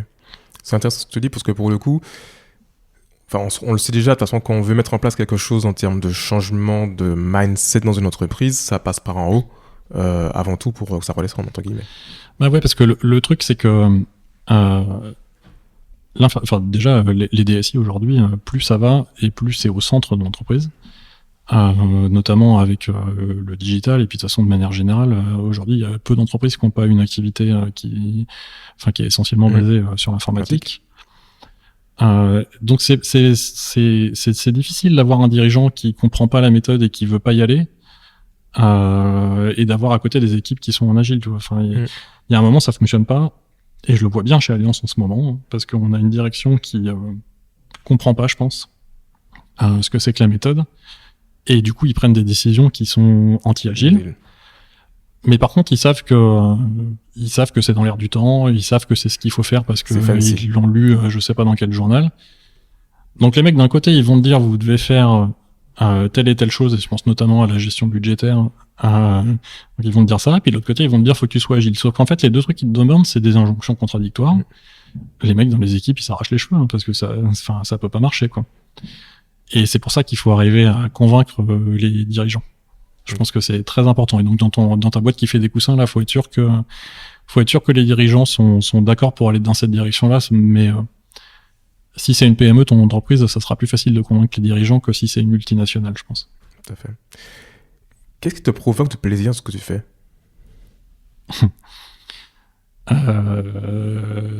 La première chose, c'est de voir les gens heureux dans leur travail. La deuxième, c'est un peu égocentré, mais la deuxième, c'est qu'on me dise qu'on est content du travail que je fais avec eux. Enfin, c'est de me sentir aidant, en fait, pour l'équipe. Moi, c'est ça qui me fait plaisir. J'ai fait un profil j'ai fait une espèce de profil psychologique adapté au manager il y a pas très longtemps et je suis ressorti comme je me rappelle plus du terme exact, mais c'est un truc du genre être soignant, tu vois. Ah ouais. Moi et Ouais. d'ailleurs ça se constate un peu partout dans ma vie, y compris dans ma vie perso. Moi le fonctionnement en mode infirmier, c'est un truc que j'aime bien, quoi. Ok. Tu es là donc pour aider les gens. Ouais, moi ce que j'aime bien faire, c'est aider les gens. Et alors c'est quelque chose que j'aime bien faire intrinsèquement, et j'aime bien voir que les gens ont été aidés, qu'ils ont Ouais. progressé. Et comme je le disais tout à l'heure, si j'ai eu quelqu'un dans mes équipes et que demain il devient DSI d'une multinationale, je vais être très content pour lui, quoi. Et pour moi, ce sera un aboutissement. Tu vois, je m'en fous de pas avoir eu le poste, en fait. Ok. C'est pas ça. Enfin, je suis pas très carriériste. Je l'étais au début. De toute façon, ma vision in fine, c'était d'être DSI, je l'ai été, donc on peut considérer que c'est atteint. Maintenant, je suis au-delà de ça, en fait. mais ouais, non, c'est pas ça. Moi, ce que je veux, effectivement, aujourd'hui, c'est prendre du plaisir dans ce que je fais, et je prends du plaisir dans ce que je fais quand les gens me disent c'est top ce qu'on a fait ensemble, j'ai appris plein de choses, j'ai progressé. Quand je vois que les gens en question sont bien dans leur travail, bien dans leur basket, là où je suis moins bien, c'est quand je constate que les gens croulent sous une pression terrible, que ils ont pas envie de venir bosser. Enfin, tu vois, ça recoupe un peu ce qu'on disait avant, quoi. Ça, c'est ce que j'aime pas. Ok. Et du coup, t'as une posture finalement un petit peu de... Enfin, qui pourrait avoir une posture de coach, au final. Ah, mais c'est une posture de coach. Hein. Ouais. Ouais, c'est une posture de coach. Et quand on est sur des organisations très agiles, quelle qu'en soit la taille, que ce soit en Scrum sur une équipe... petite équipe, tu vois, de 10 personnes, ou en Scrum de Scrum sur 40 personnes, ou même en Safe sur des équipes de 150, 200, 300, 500, 1000 personnes, les rôles qui existent dans ces organisations-là, qui sont des Scrum Masters, des RTE, qui sont des facilitateurs, c'est des coachs en fait. Hein. C'est ça qu'on leur demande, quoi. Et je pense que le rôle d'un DSI, c'est un rôle de coach en bonne partie. Il y a quelque chose on parle de management. Alors,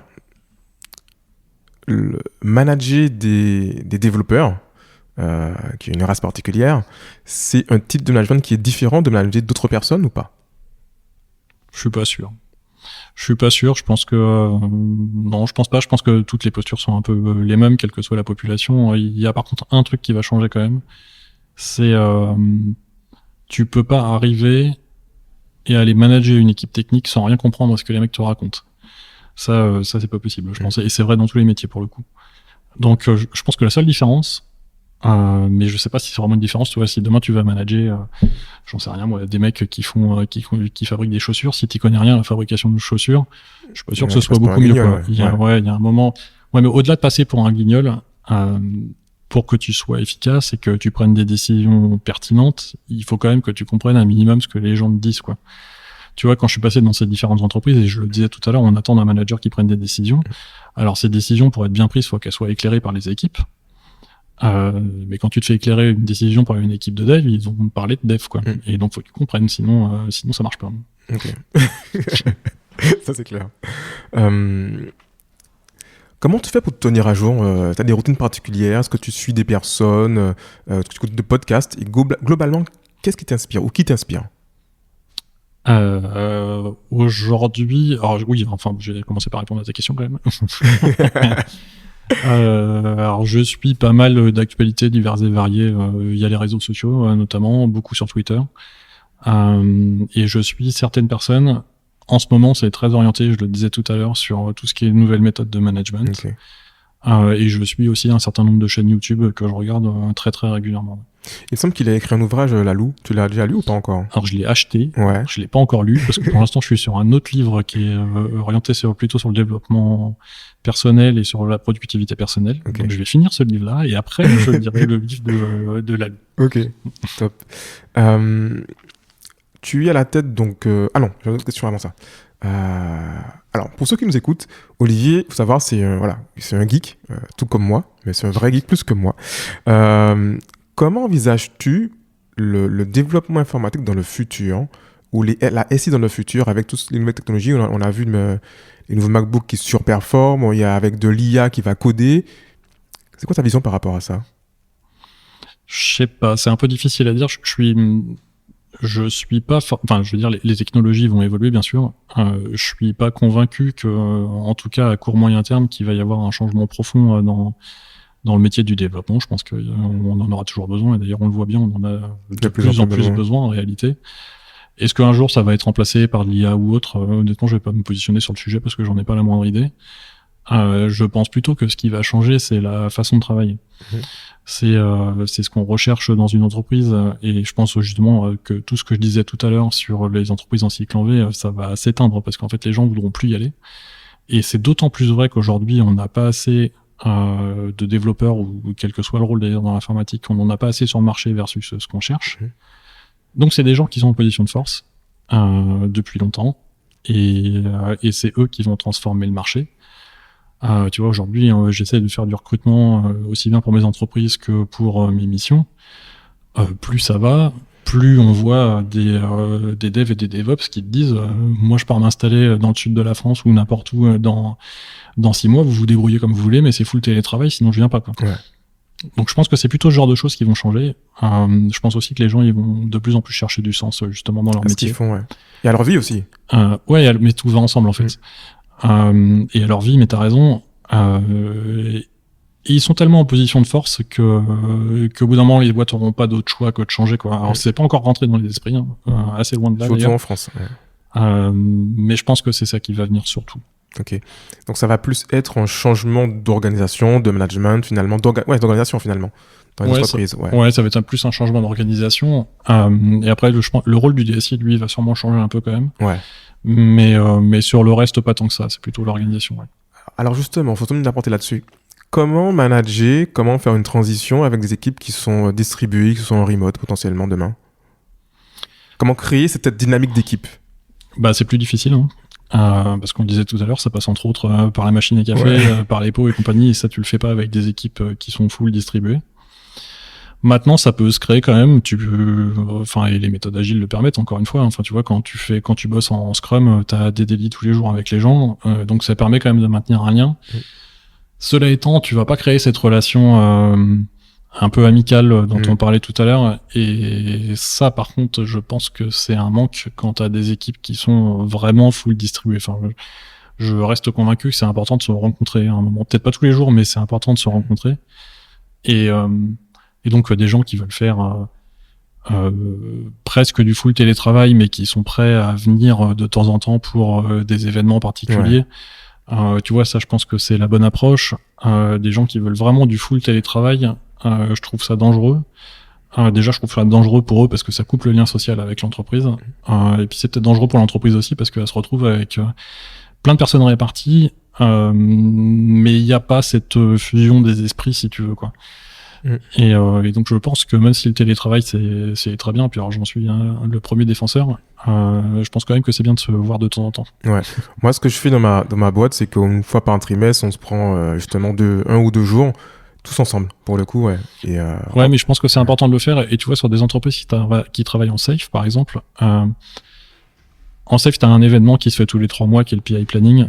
Et celui-là, je pense que c'est important de le maintenir en physique. Ouais, clairement. D'en profiter pour aller faire un pot avant, après, au milieu, quand on veut, mais en tout cas en profiter pour se voir, pour pouvoir discuter et maintenir ce lien social entre tout le monde dont on parlait.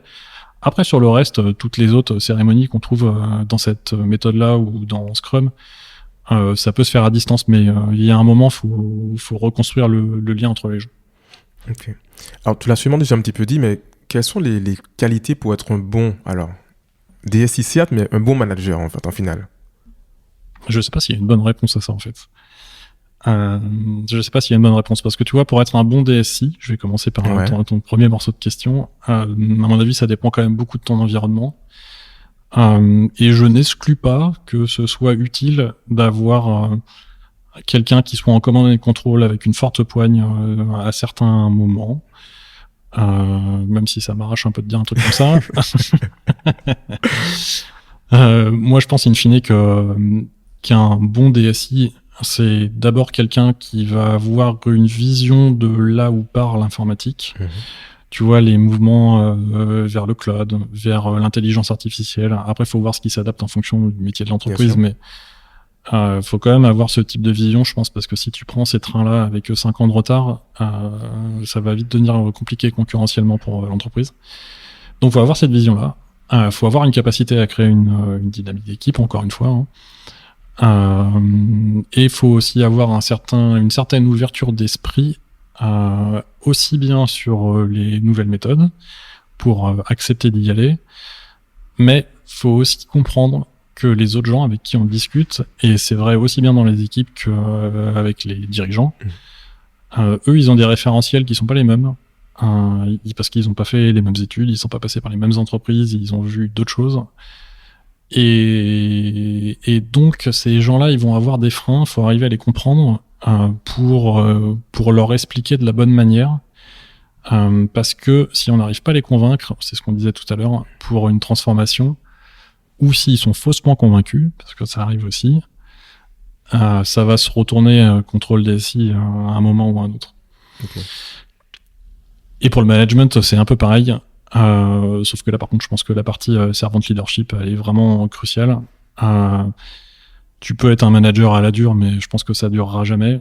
Parce qu'à un moment, ça va se retourner contre toi, parce que les équipes vont péter un plomb et ils vont finir par te flinguer d'une manière ou d'une autre, et ils auront pas tort. Donc je pense qu'un bon manager, c'est avant tout quelqu'un qui a cette position de servant leadership. Mais après, tu vois, ta question elle est un peu difficile parce que ça dépend dans quel environnement tu t'inscris. Quelqu'un qui arriverait avec une position de servant leadership et qui rentre dans une entreprise qui est gérée à l'ancienne, il y arrivera jamais. Ouais. Mais dans l'absolu, moi je pense que c'est ça. Ok. Donc faut en tout cas, ouais, idéalement, et après s'adapter à son environnement et faire ou changer d'environnement. Ah ouais, c'est s'adapter.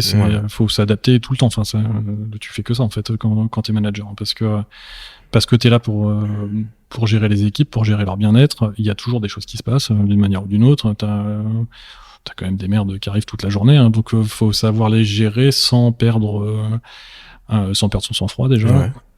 Et puis je pense qu'il faut aussi à un moment une très bonne organisation du temps. Okay. Parce que sinon tu fais comme j'ai fait il y a quelques années, tu finis par faire un burn-out, et puis en plus je pense que entre les deux, c'est-à-dire entre le fonctionnement normal et le mode burn-out, il y a tout un cheminement qui se fait en 9 étapes, si je me rappelle bien. Et ce cheminement-là, il passe par des étapes qui peuvent être très destructeurs par les équipes. Donc apprendre à bien gérer son temps, à bien cloisonner vie perso, vie professionnelle, à faire en sorte que tu te fasses pas bouffer par l'un ou par l'autre. Et en fait, au final, que toi-même, tu sois épanoui dans ce que tu fais. À mon avis, ça joue beaucoup aussi. Ok. Aujourd'hui, tu as 2 sociétés, donc Born to Scale et Action Agile. Est-ce que tu peux nous expliquer un petit peu qu'est-ce qu'elles font et quelles sont leurs activités ? Alors, je vais commencer par Action Agile parce que c'est le plus facile. Action Agile, c'est mon entreprise en tant que consultant indépendant. Et donc, c'est ce que moi je fais sur le management de transition. Et après, tu as Born to Scale, que j'ai monté avec quelqu'un qui était chez nous, chez 24 Sèvres, donc en sortant de chez 24 Sèvres, qui travaille sur le cloud, on en parlait tout à l'heure.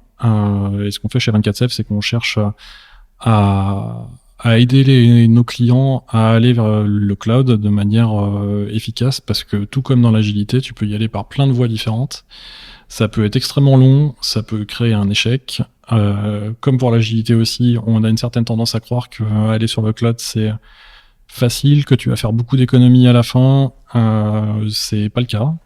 C'est des projets qui nécessitent un changement de mindset dans les équipes. C'est des projets qui, si tu les prends mal, peuvent te coûter 10 fois plus cher que ce que tu avais envisagé. Et donc, comme on l'a fait pour 24 Sèvres, là maintenant, ce qu'on fait, c'est qu'on réapplique une recette quelque part qui est un peu équivalente, mais pour d'autres clients, du coup. Ok. Et donc, sur Action Agile aussi, tu as lancé donc une chaîne YouTube, enfin même 2 chaînes YouTube, ça ? Alors, j'ai lancé même 3 chaînes YouTube. En réalité, il y en a qu'une qui vit vraiment, parce que j'ai pas le temps de m'occuper des 2 autres. Et d'ailleurs, ça me fait penser que tout à l'heure, tu m'as posé une question sur que vont devenir les métiers de l'informatique et les SI. Il y a quand même un changement que je vois arriver, mais c'est spécialement vrai pour les toutes petites entreprises. Parce que tu vois, quand on était en 2015 et qu'on voulait monter un 24 Sèvres, il y a un moment, tu te poses la question, c'est quoi l'outillage que je prends au tout début pour gérer ma compta, pour gérer la communication dans l'entreprise, pour faire tout ce genre de choses.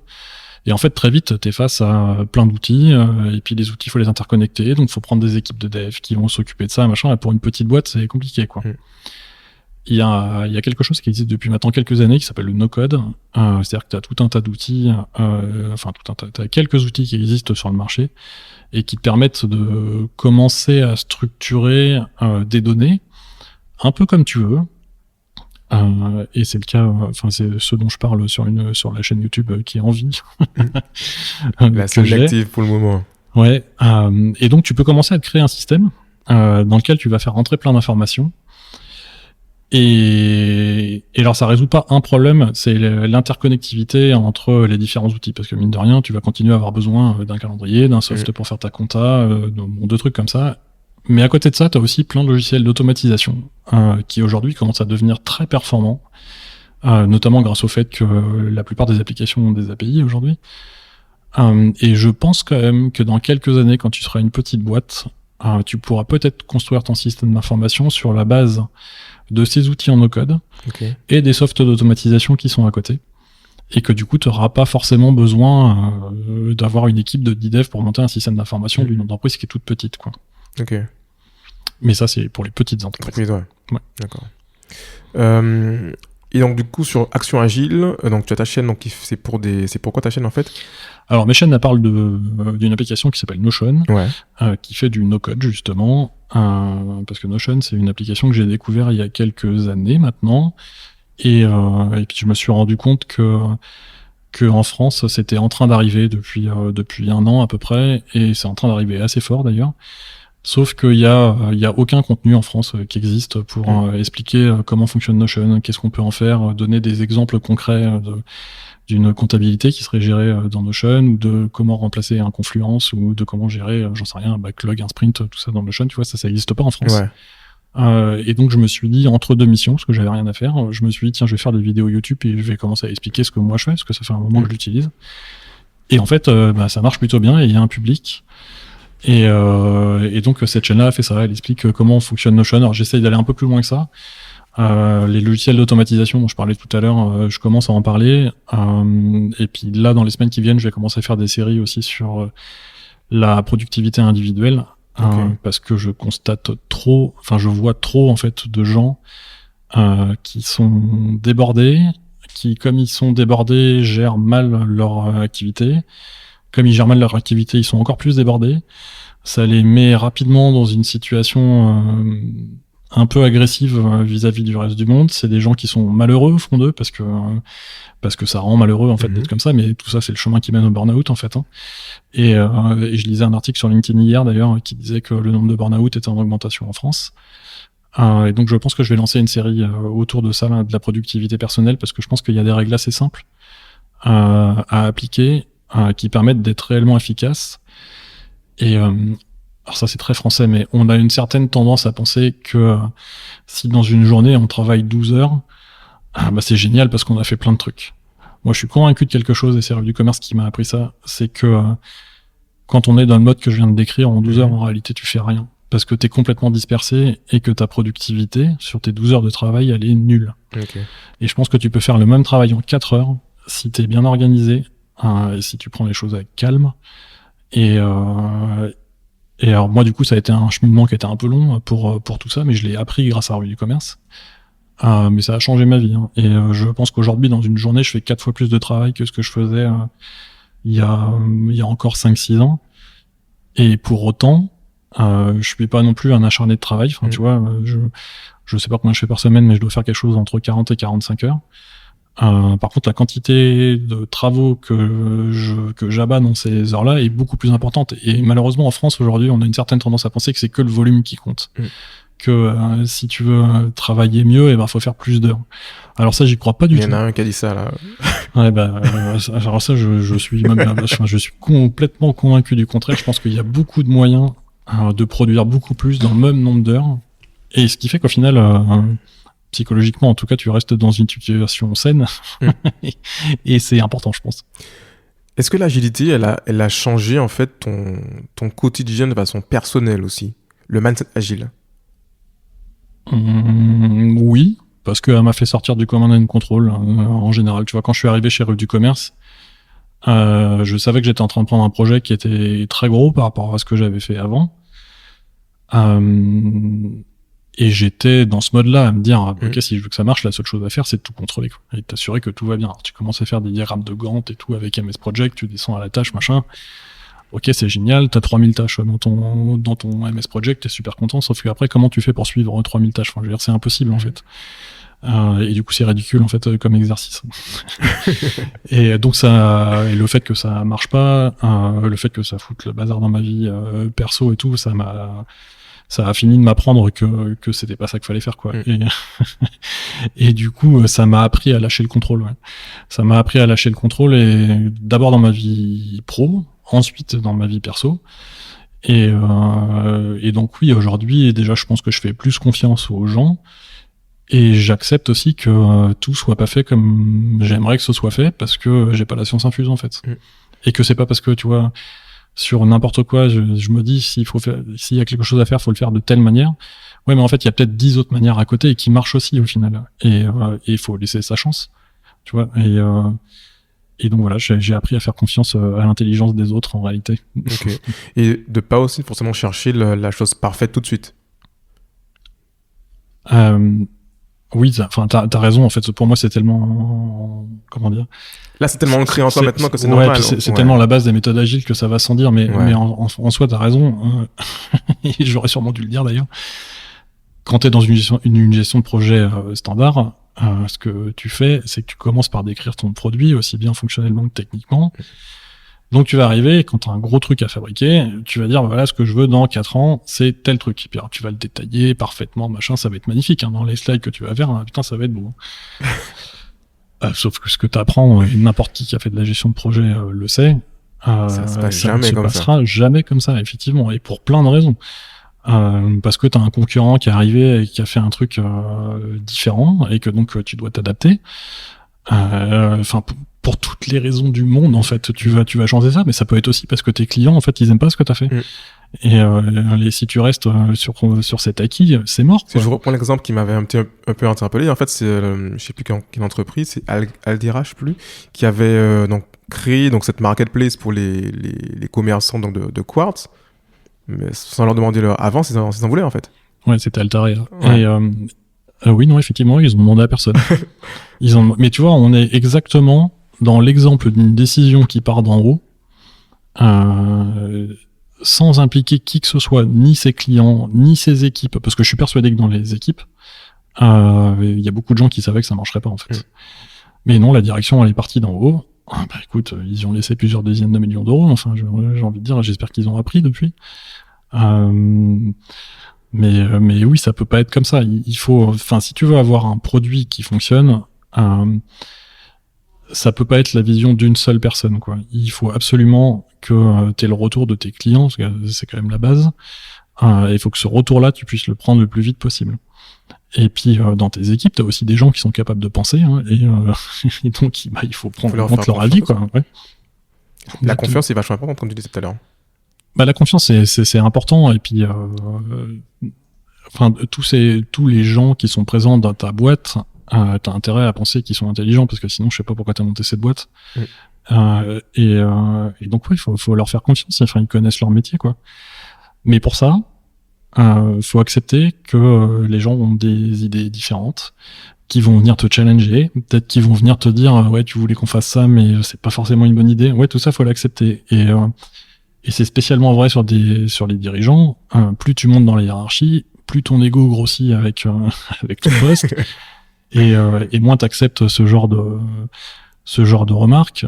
Il se trouve que il y a 2 jours, j'ai assisté dans une réunion privée à une discussion super intéressante avec le PDG de SAP. Alors SAP, on peut pas dire que j'adore leurs outils. Pour autant, leur PDG, c'est un mec qui est particulièrement intéressant. Et lui, c'est ce qu'il dit, hein. C'est qu'il faut faire confiance aux gens dans l'entreprise, quoi. Ok. C'est pas n'importe qui non plus qui dit ça, c'est important. Ouais. Oui, mais d'ailleurs, il a écrit des livres sur les nouveaux modes de management, hein, donc c'est quand même quelqu'un qui est là-dedans aussi, qui en a pris conscience. Puis c'est un super bon orateur, donc il est passionnant quand tu l'écoutes parler. Mais il est assez aligné sur tout ce qu'on est en train de se dire là, et que ça peut pas être full pyramidal. Il y a un moment, il faut que tout le monde participe, en fait. Et alors, petit aparté pour le coup, côté SAP, du coup, ils sont en agile, il en parle un petit peu. Alors lui, on n'a pas parlé, mais Ouais. c'était pas le sujet hein, Ok, de ce dont à quoi j'ai assisté. Mais par contre, je connais un coach agile qui a été travaillé sur la transformation agile en Allemagne de SAP. d'accord. Donc ils sont au moins partiellement en agile. Ok, alors pour ceux qui ne savent pas, SAP, c'est le leader mondial des ERP. Enfin, c'est limite pas à présenter, mais bon, on va quand même voir. Ouais, c'est ça. Et Ouais. c'est une très grosse entreprise qui fournit un produit, comment dire, qui est, je pense, très adapté à des très grandes entreprises, mais qui est aussi une énorme machine de guerre. Et enfin, personnellement, je trouve ça trop gros, quoi. Enfin, c'est quelque chose qu'on utilise chez Allianz. C'est un enfer au quotidien. Bah, c'est une grosse machine et il faut payer beaucoup de personnes aussi pour la faire avancer, la maintenir, la développer, quoi. Donc, quand on met la main dedans. Ouais, mais après, c'est vrai qu'avec plein d'autres solutions. Ouais. Mais oui, c'est vrai. Ouais. Comment toi, tu te vois là dans 5 à 10 ans? Tu vas faire quoi? Franchement, j'en sais rien. J'en sais rien, mais la beauté du truc, c'est que ça me stresse pas. Ouais. Je crois que j'en ai un petit peu parlé rapidement tout à l'heure, mais il y a quand même quelque chose que je constate de plus en plus, c'est que je suis en train de m'éloigner de l'informatique. Ouais. Et je vais de plus en plus sur des postes de management un peu généraux. Donc j'en sais rien en fait, ça va beaucoup dépendre des opportunités qui vont venir. Tu vois, est-ce qu'à un moment je vais travailler avec une spin-off qui veut se lancer un peu comme on a fait sur 24 Serve moi pourquoi pas, c'est quelque chose qui m'intéresserait. Est-ce que je vais plus m'orienter vers du conseil en organisation? Pourquoi pas, c'est quelque chose qui m'intéresserait aussi. Est-ce que je vais reprendre des postes de management de transition? Ça, j'ai envie de te dire oui, parce que c'est ce que j'aime faire et que c'est mon activité principale. Là, je suis en train de commencer à faire de la formation aussi. Donc franchement, je sais pas, et ça me stresse pas parce que de toute façon, et ça vient tout droit de l'agilité. Moi, ce que je vois, c'est que j'évolue au fil de l'eau aujourd'hui en fonction de ce qui se passe. Alors, ça veut pas dire que j'ai pas des réflexions de long terme, hein, mais je pense que ça sert à rien de me demander dans quel type d'entreprise je serai dans 5 ans. En réalité, quand je sortirai de chez Allianz, je verrai bien ce que j'ai comme opportunité à ce moment-là, puis donc comment ça évolue. Après, tu vois, les questions de fond que je peux me poser, c'est est-ce que je reste en prestation ou pas, par exemple. Notamment parce qu'il y a une question d'âge. La question que je me posais, parce que j'y ai un peu répondu ces dernières semaines, c'est est-ce que c'est raisonnable d'être en prestation quand t'as 55 ou 60 ans, d'autant plus que là, j'en commence à entendre que le départ à la retraite, ça va être à 65 ans bientôt, donc tu vois. Est-ce que c'est possible en fait, parce qu'il faut quand même trouver les clients, faut trouver les missions, t'as un certain prix quand même à cet âge-là. Ouais. Puis il faut rester up to date quoi, tout ça. Et il faut rester up to date, mais ça c'est quelque chose que j'aime bien faire, donc ça m'inquiète pas trop. Mais du coup, est-ce que c'est raisonnable? Alors j'ai répondu à cette question récemment en me disant oui, c'est raisonnable, parce qu'en fait, je constate quand même que des missions, j'arrive à en trouver. Ouais. Parce que depuis que je suis dans le groupe de DSI de transition dont je parlais tout à l'heure, et puis aussi parce que je vois dans les autres managers de transition qui sont chez Allianz, qui ont quelque chose comme 55 ans, ils trouvent en fait des missions. Ils trouvent des missions, et puis là maintenant je commence à avoir un background d'expérience qui ont très bien marché, assez important. Du coup, ça me donne aussi une assise pour trouver autre chose derrière. Donc oui, ça c'est une partie qui m'inquiète pas trop en fait. Donc voilà, donc je sais pas, on verra. Et puis c'est aussi l'adaptation pour le coup, comme tu disais, par rapport à méthodes agiles, enfin ça va. Ouais, c'est ça. Enfin, bien sûr, je vais continuer de suivre tout ça. Je pense que je vais continuer à m'intéresser aux changements dans les changements de mode de management. Déjà d'une part parce que ça m'intéresse, mais parce que je pense aussi que c'est une des fractures qui va arriver dans les prochaines années. Et que donc j'aimerais bien m'y préparer, au-delà du fait que ça m'intéresse. Et puis après, ce sera une question d'opportunité, je pense. Est-ce que dans la formation que tu as préparée, là, tu vas aborder aussi cette notion de management? Alors non, enfin pas vraiment. En fait, pour tout te dire, c'est une formation qui va se faire chez Central Supélec qui vise à former les DSI. Donc c'est une formation CEO Executives qui se fait avec le groupe de DSI de transition dont je parlais tout à l'heure. C'est une formation qui se fait sur plusieurs jours, qui aborde énormément de thèmes. Moi, les thèmes sur lesquels je me suis positionné, c'est l'agilité, bien sûr, et c'est aussi le DevOps. D'accord. Donc c'est mais les deux sont très liés, hein, et c'est sur ces deux thèmes-là que je vais intervenir essentiellement. Ok. C'est une formation à destination de qui? De DSI. Déjà, ok. Enfin, a priori, c'est une formation qui est à destination de tout le monde, mais Faut déjà avoir un background assez important pour y aller. à vrai dire, on le sait pas encore parce que la formation n'a pas démarré. Ok. Elle démarre là cet été. Donc on ne sait pas encore exactement de quel type de client on va avoir, mais c'est une formation qui déjà d'une part coûte relativement cher et qui est une formation courte. Donc du coup, j'ai tendance à penser que ça va plutôt être des DSI plutôt juniors Ok. qui vont chercher à se faire former pour soit prendre des postes plus gros dans des entreprises plus grosses, soit des DSI qui estimeraient qu'ils ont pris trop de retard et qui cherchent à se mettre Un petit peu à jour. Quoi. ouais. Ok, d'accord. Moi, j'ai l'impression que de toute façon, dans le futur, tu vas faire encore plus de passage de connaissances de soit coaching, soit formation. Mais de toute façon, in fine, c'est forcément ce que je fais. C'est forcément ce que je fais. Puis en plus, c'est un truc que j'aime faire. Je suis pas dans une idée de rétention de mes compétences. Bien au contraire, j'ai appris beaucoup de choses pendant les, je sais même plus depuis combien de temps je travaille, mais ça fait au moins 25 ans. Dans ces 25 ans, j'ai appris plein de trucs.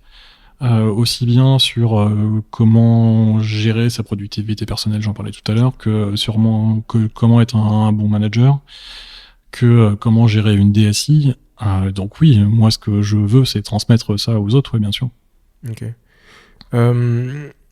On arrive quasiment finalement un petit peu au petit bout de notre discussion. J'ai passé un très bon moment. Est-ce que tu peux nous dire, avant d'arriver là pour le coup, est-ce qu'il y a un sujet que tu voulais aborder qu'on n'a pas abordé aujourd'hui? Bah écoute, non, on a tout abordé. Il y a un exemple que j'ai oublié de te donner tout à l'heure et dont j'aimerais bien parler parce que je trouve qu'il fait beaucoup de sens en ce moment. Et qui est donné par Frédéric Laloux, donc pour tous les auditeurs, je vous invite à aller voir. Il a fait des conférences qui sont sur YouTube en 4 parties, je vous invite à aller le voir, c'est super intéressant. Il a travaillé notamment dans des hôpitaux, sur les modèles d'organisation des hôpitaux en question.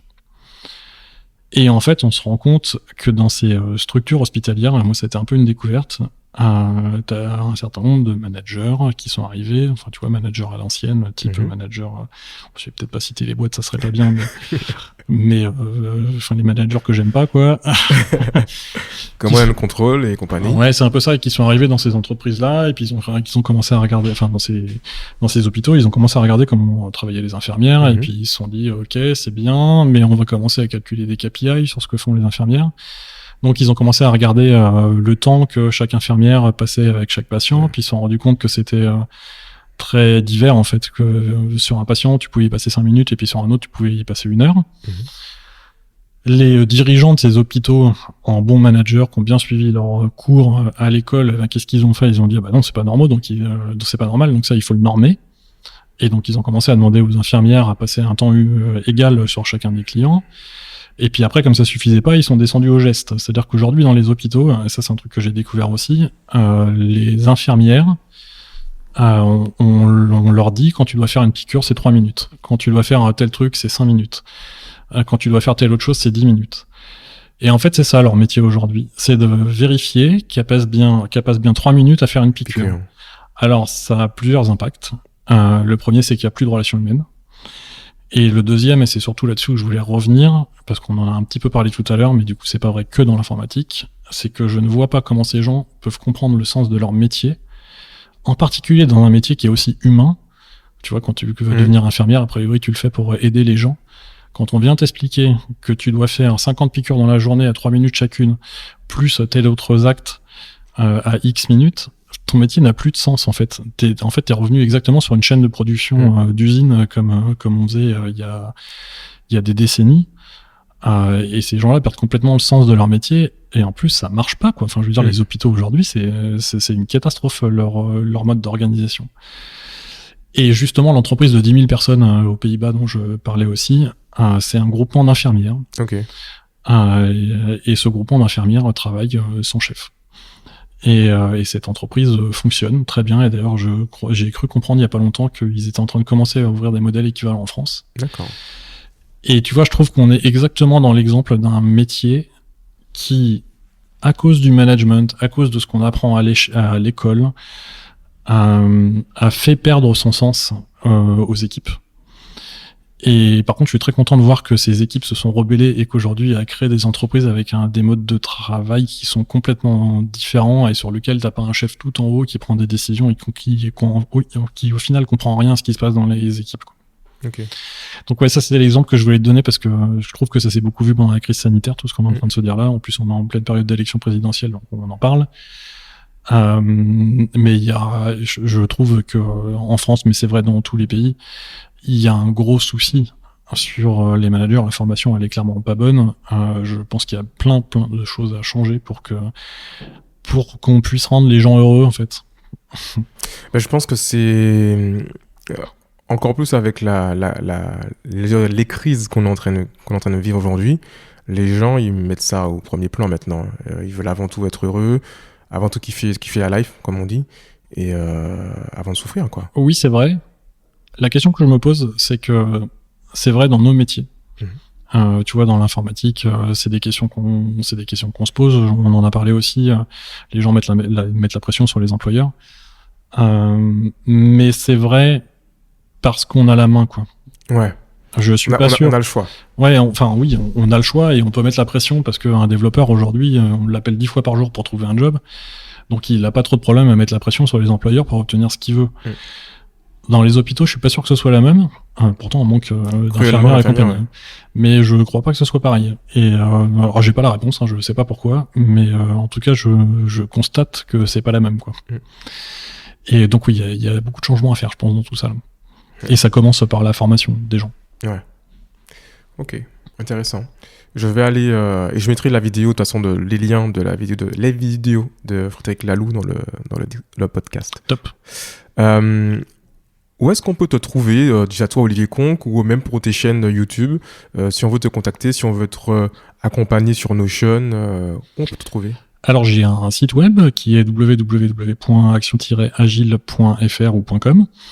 Donc ça c'est sûrement le moyen le plus simple de me trouver, d'autant plus que sur le site vous verrez il y a un petit bouton contactez-moi et du coup il y a moyen de prendre rendez-vous avec moi, alors aussi bien pour de l'accompagnement Notion, alors ça je le facture bien sûr, mais si c'est pour discuter c'est possible aussi. Okay. Je propose ça se fait via une petite appli qui s'appelle Calendly. Je propose des créneaux de 30 minutes pour discuter et d'ailleurs j'ai des gens de la chaîne qui m'ont contacté comme ça. Génial.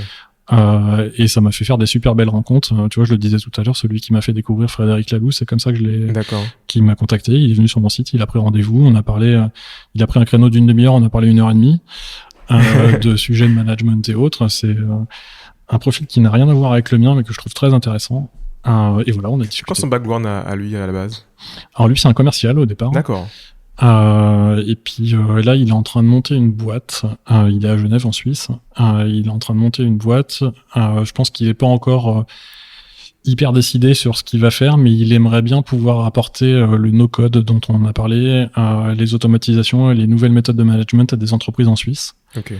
Donc là, il est en train de travailler sur la construction de son business model. Il aimerait bien faire une sorte de réseau de personnes qui viendraient l'aider à faire ça. D'accord. Donc je sais pas s'il a encore structuré la façon dont il va le faire, si ça va être des employés, des prestats, enfin tu vois tout ça, je sais pas, mais à la rigueur c'est pas ce qui m'intéresse. Moi ce qui m'intéresse, et je pense que c'est ce qui l'intéresse aussi, c'est que quand on discute tous les deux, on ressort de la discussion tous les deux en ayant appris des trucs, et ça c'est super agréable, quoi. C'est clair. C'est clair. Ensuite, actionagile.com ou .fr. Et sinon? Et sinon, je suis sur Twitter, je suis sur YouTube. Vous cherchez plutôt sur Action Agile, parce que les chaînes s'appellent comme ça. C'est Absent Productivité by Action Agile. J'ai les méthodes agiles by Action Agile, mais il y a que 3 vidéos, donc voilà. Pour le moment, ça va arriver la suite, mais abonnez-vous déjà. J'ai comme objectif cette année d'en faire plus, mais. Et sinon, tout simplement par mail sur olivier@action-agile.com. Ok, super. Alors, on arrive un petit peu au bout de cet épisode. En tout cas, moi, j'étais très heureux. Si vous avez des questions sur l'agilité, si vous avez des questions sur ce qu'on a dit, n'hésitez pas à nous contacter. Pour moi, Olivier, c'est quelqu'un qui m'inspire beaucoup, quelqu'un qui apprend tous les jours, et encore vous, j'ai appris énormément. Donc, contactez-le pour aussi apprendre, en tout cas. Merci beaucoup à tous, et puis à très vite. À bientôt. Salut, au revoir. Merci d'avoir écouté l'intégralité de notre podcast. Si vous avez apprécié, n'hésitez pas à partager et encore partager. Mettez-nous 5 étoiles sur vos plateformes préférées pour que l'on puisse continuer à gagner en visibilité. Si vous n'avez pas apprécié, partagez-le quand même. Et surtout, faites-nous des feedbacks en DM sur Instagram. Si vous avez des besoins ou des questions liées au e-commerce ou au digital, n'hésitez pas à nous contacter sur hello@idiosa.com. Rejoignez notre communauté sur Facebook, Twitter ou Instagram. Merci encore de nous suivre et à très vite. Tell them.